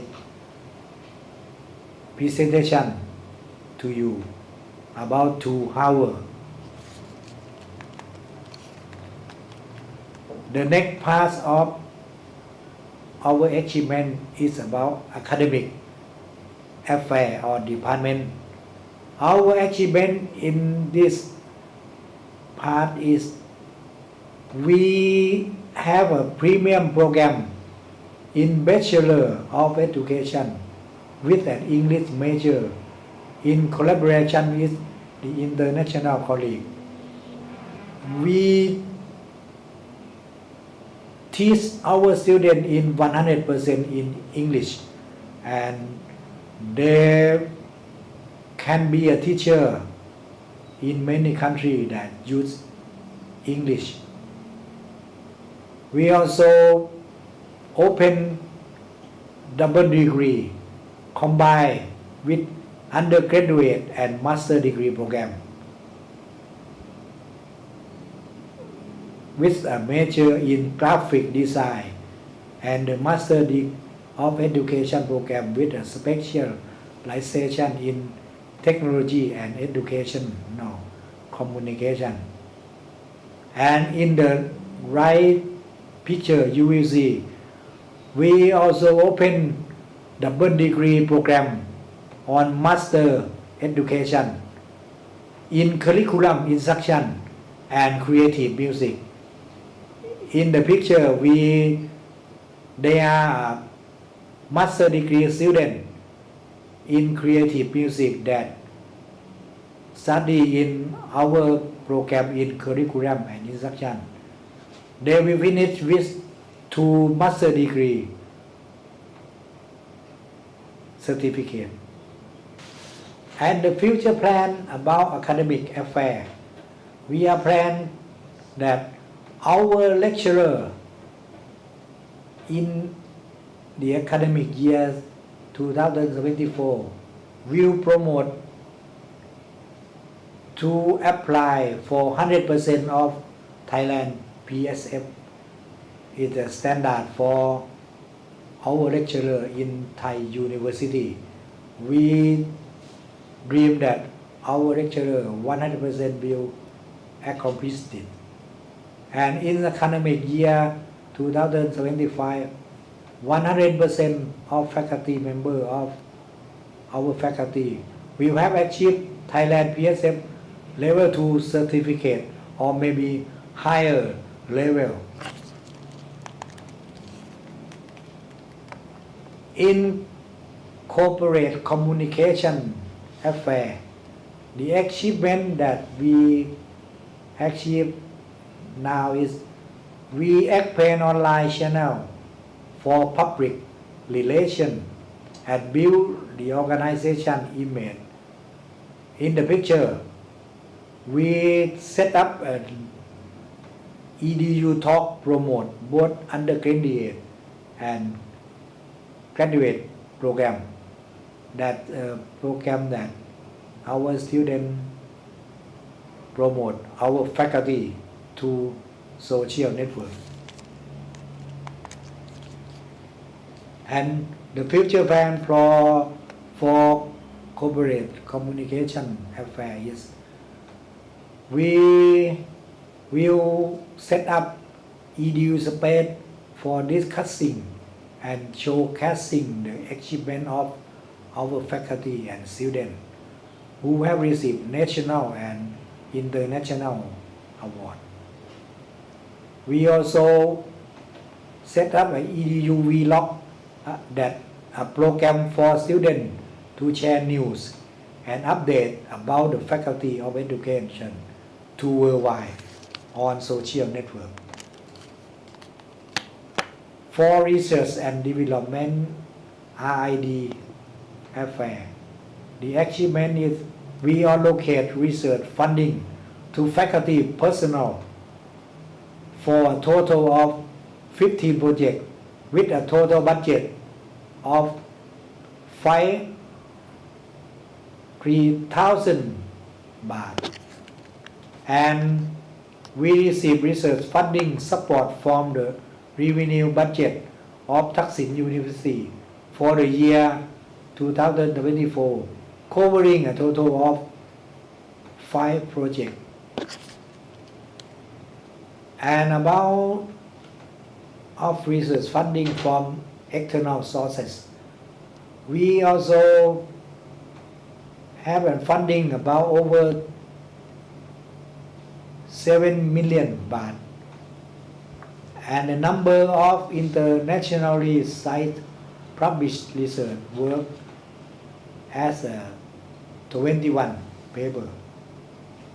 We published work authored by full-time lecturer and researcher. The number of research of creative work by full-time lecturer and researcher that have been published is shown in this graph below. The next, we cooperate with international education institute on research such as University of Victoria, Canada, Stockholm University, Sweden, CCE, Finland, Vietnam National University, University of Dar es Salaam, Tanzania, Messi University, New Zealand, University of Makassar, Indonesia, University of South Florida, USA, and we create research and learning ecosystem through the 55+5 educational innovator project that we collect researcher from our connection around our faculty. And for the future plan, we think we will establish a specialized research center focusing on innovative teaching, educational technology, and policy research. We will organize continuous professional development program and develop collaboration with leading university and research institute around the world. We will establish an innovation center and experimental space in the faculty.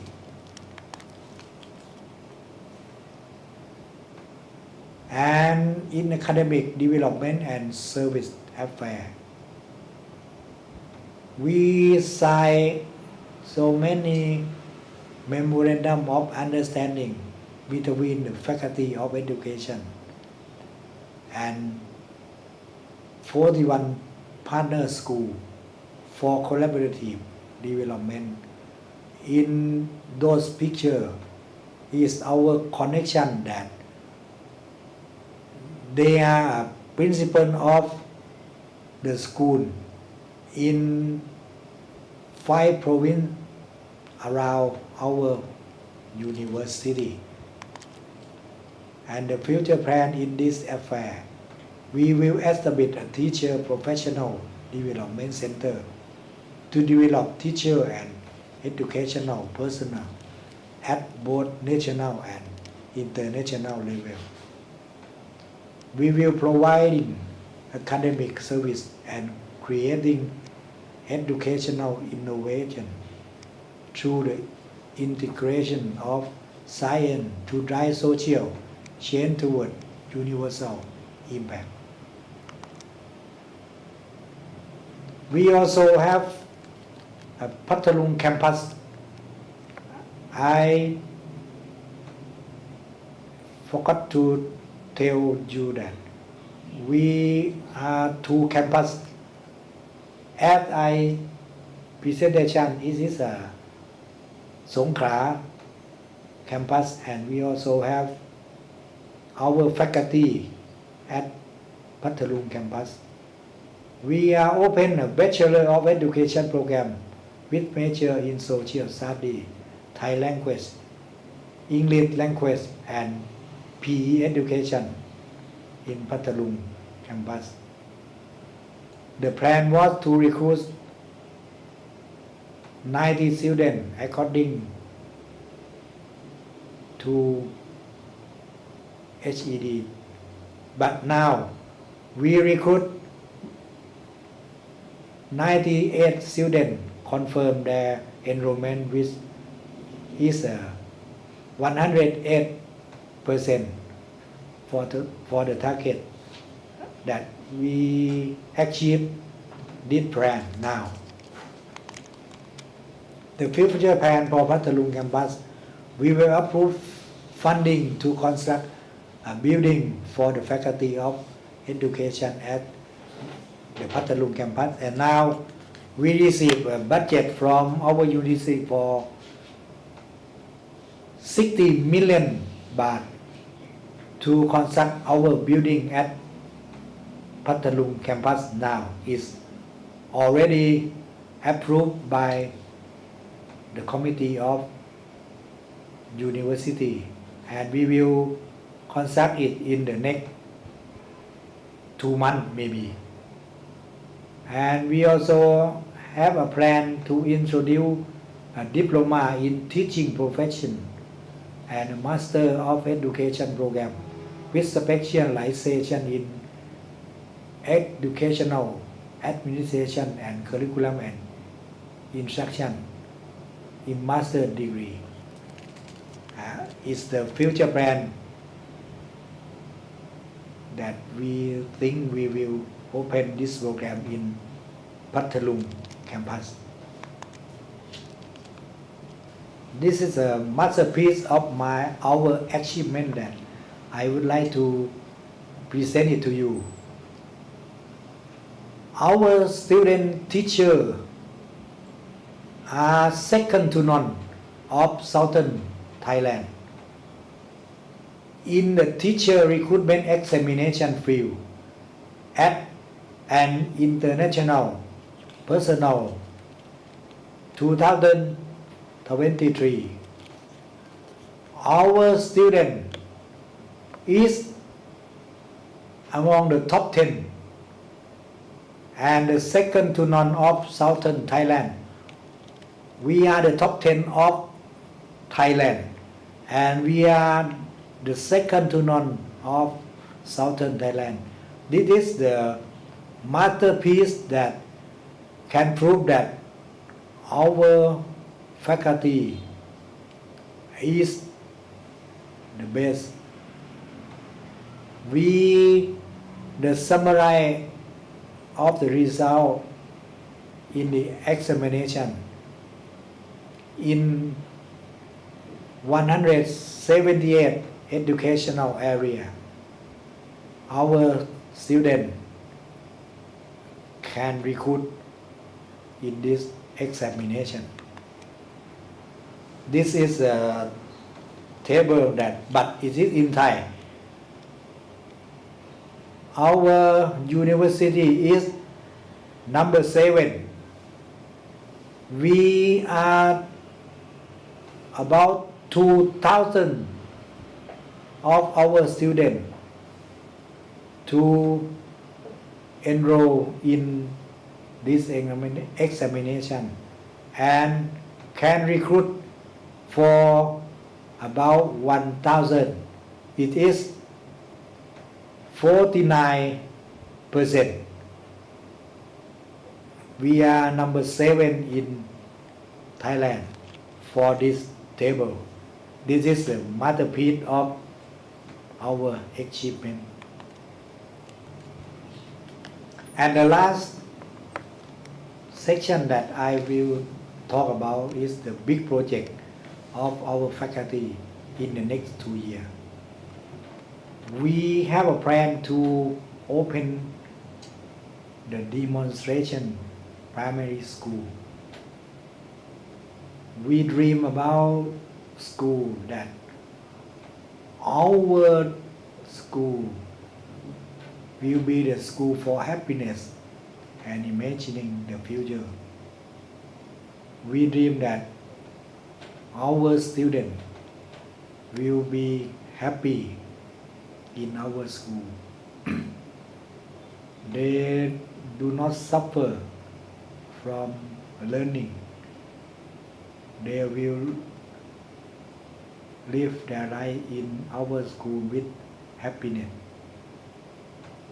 And we also pay attention on imagining of the student, because we believe that our student will finish from our school with imagine that create many useful things for the social.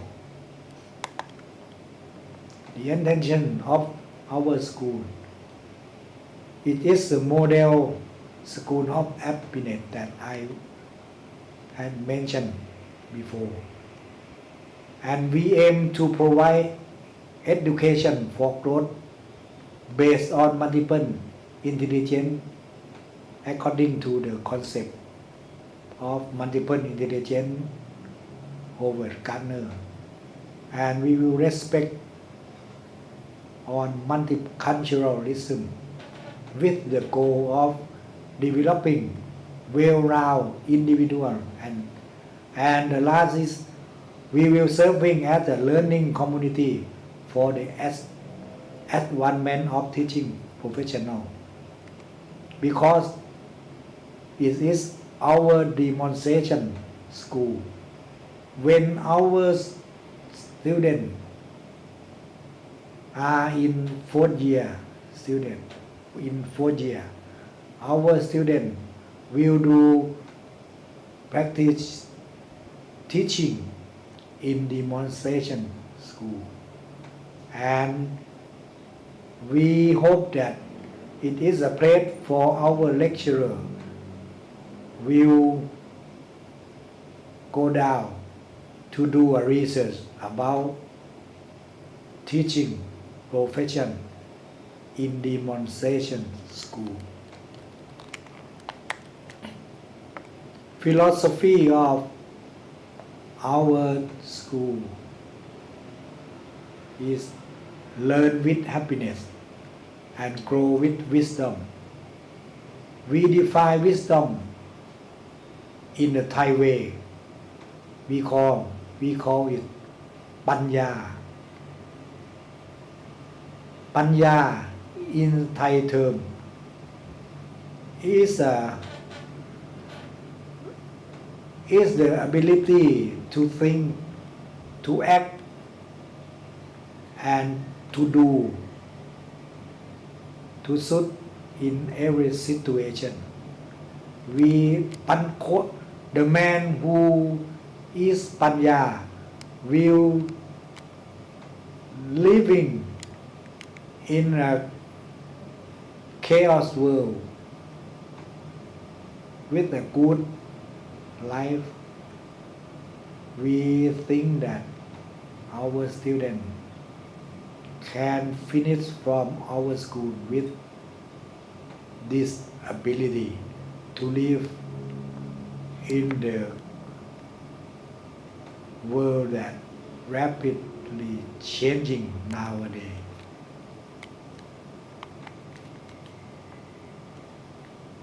And we believe that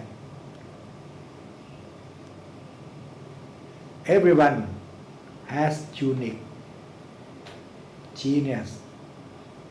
We will find how our student has a talent in what way, and we will support them to grow in the way that they born to be. We will find what way our student like to go on, and we will support it. This is our dream of our demonstration school, and I think I have present about my achievement and the mission and maybe the future that our faculty will transforming to in 4 years of my term. And if you like to, in the next 2 years, you can come to our faculty and see our achievement that I mentioned about for today. I think it's all about. I intend to present it to you. Thank you, all of you, for your attention. Thank you.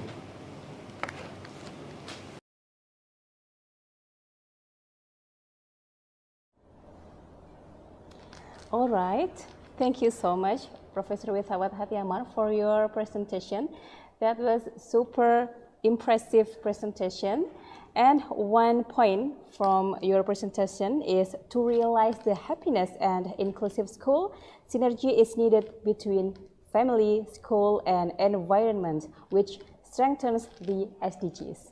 All right, for all the participants, for further questions, you are permitted to send your question to by email, and then the email will be displayed on your screen. All right. Now, finally, we are arrived to this session, the end of the third session of this international conference.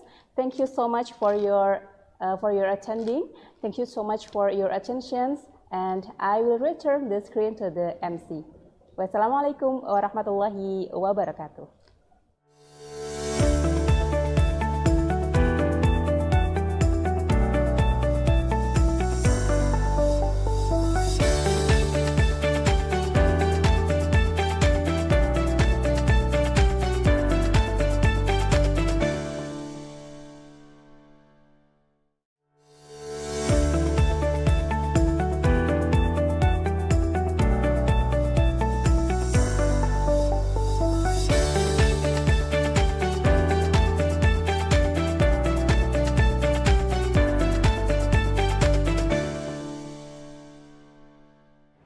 What an enlightening and thought-provoking session that was. On behalf of everyone here, I would like to extend our deepest gratitude to our keynote speakers, as well as to our moderators. Your expertise and perspectives have certainly enriched our understanding, and we are all leaving this session with much to reflect upon. We also extend our sincere thank you to all our participants. Your engagement, enthusiasm, and contributions have made this conference truly special. Our gratitude also goes to Bibliometric, Konvensi Nasional Pendidikan Indonesia, ICoSBi 2024, ICoSBi members, Universitas Negeri Surabaya, Universitas Negeri Manado, Universitas Negeri Padang, Universitas Negeri Semarang, Universitas Negeri Jakarta, Universitas Pendidikan Ganesha, Universitas Negeri Malang, Universitas Negeri Gorontalo, Universitas Negeri Yogyakarta, Universitas Negeri Medan, Universitas Pendidikan Indonesia, and Universitas Negeri Makassar. We have now reached the perfect time to take a short break. I hope you've enjoyed the session so far and gained some valuable insights. Before the break, we would like to make a couple of announcements. The first one is that you are invited to complete an attendance list. If you haven't done so, you can find the link to the attendance list in the Zoom chat. After the break, you are also invited to join the breakout room for the parallel session. You can refer to the conference schedule to find your designated breakout room for the next session. We would also like to invite you to remain in our WhatsApp group for more updated information after the conference. And now we will take about 45-minute break to allow everyone to stretch and grab coffee or snack. Enjoy your break, and we'll see you in the parallel session at 1 p.m. Thank you.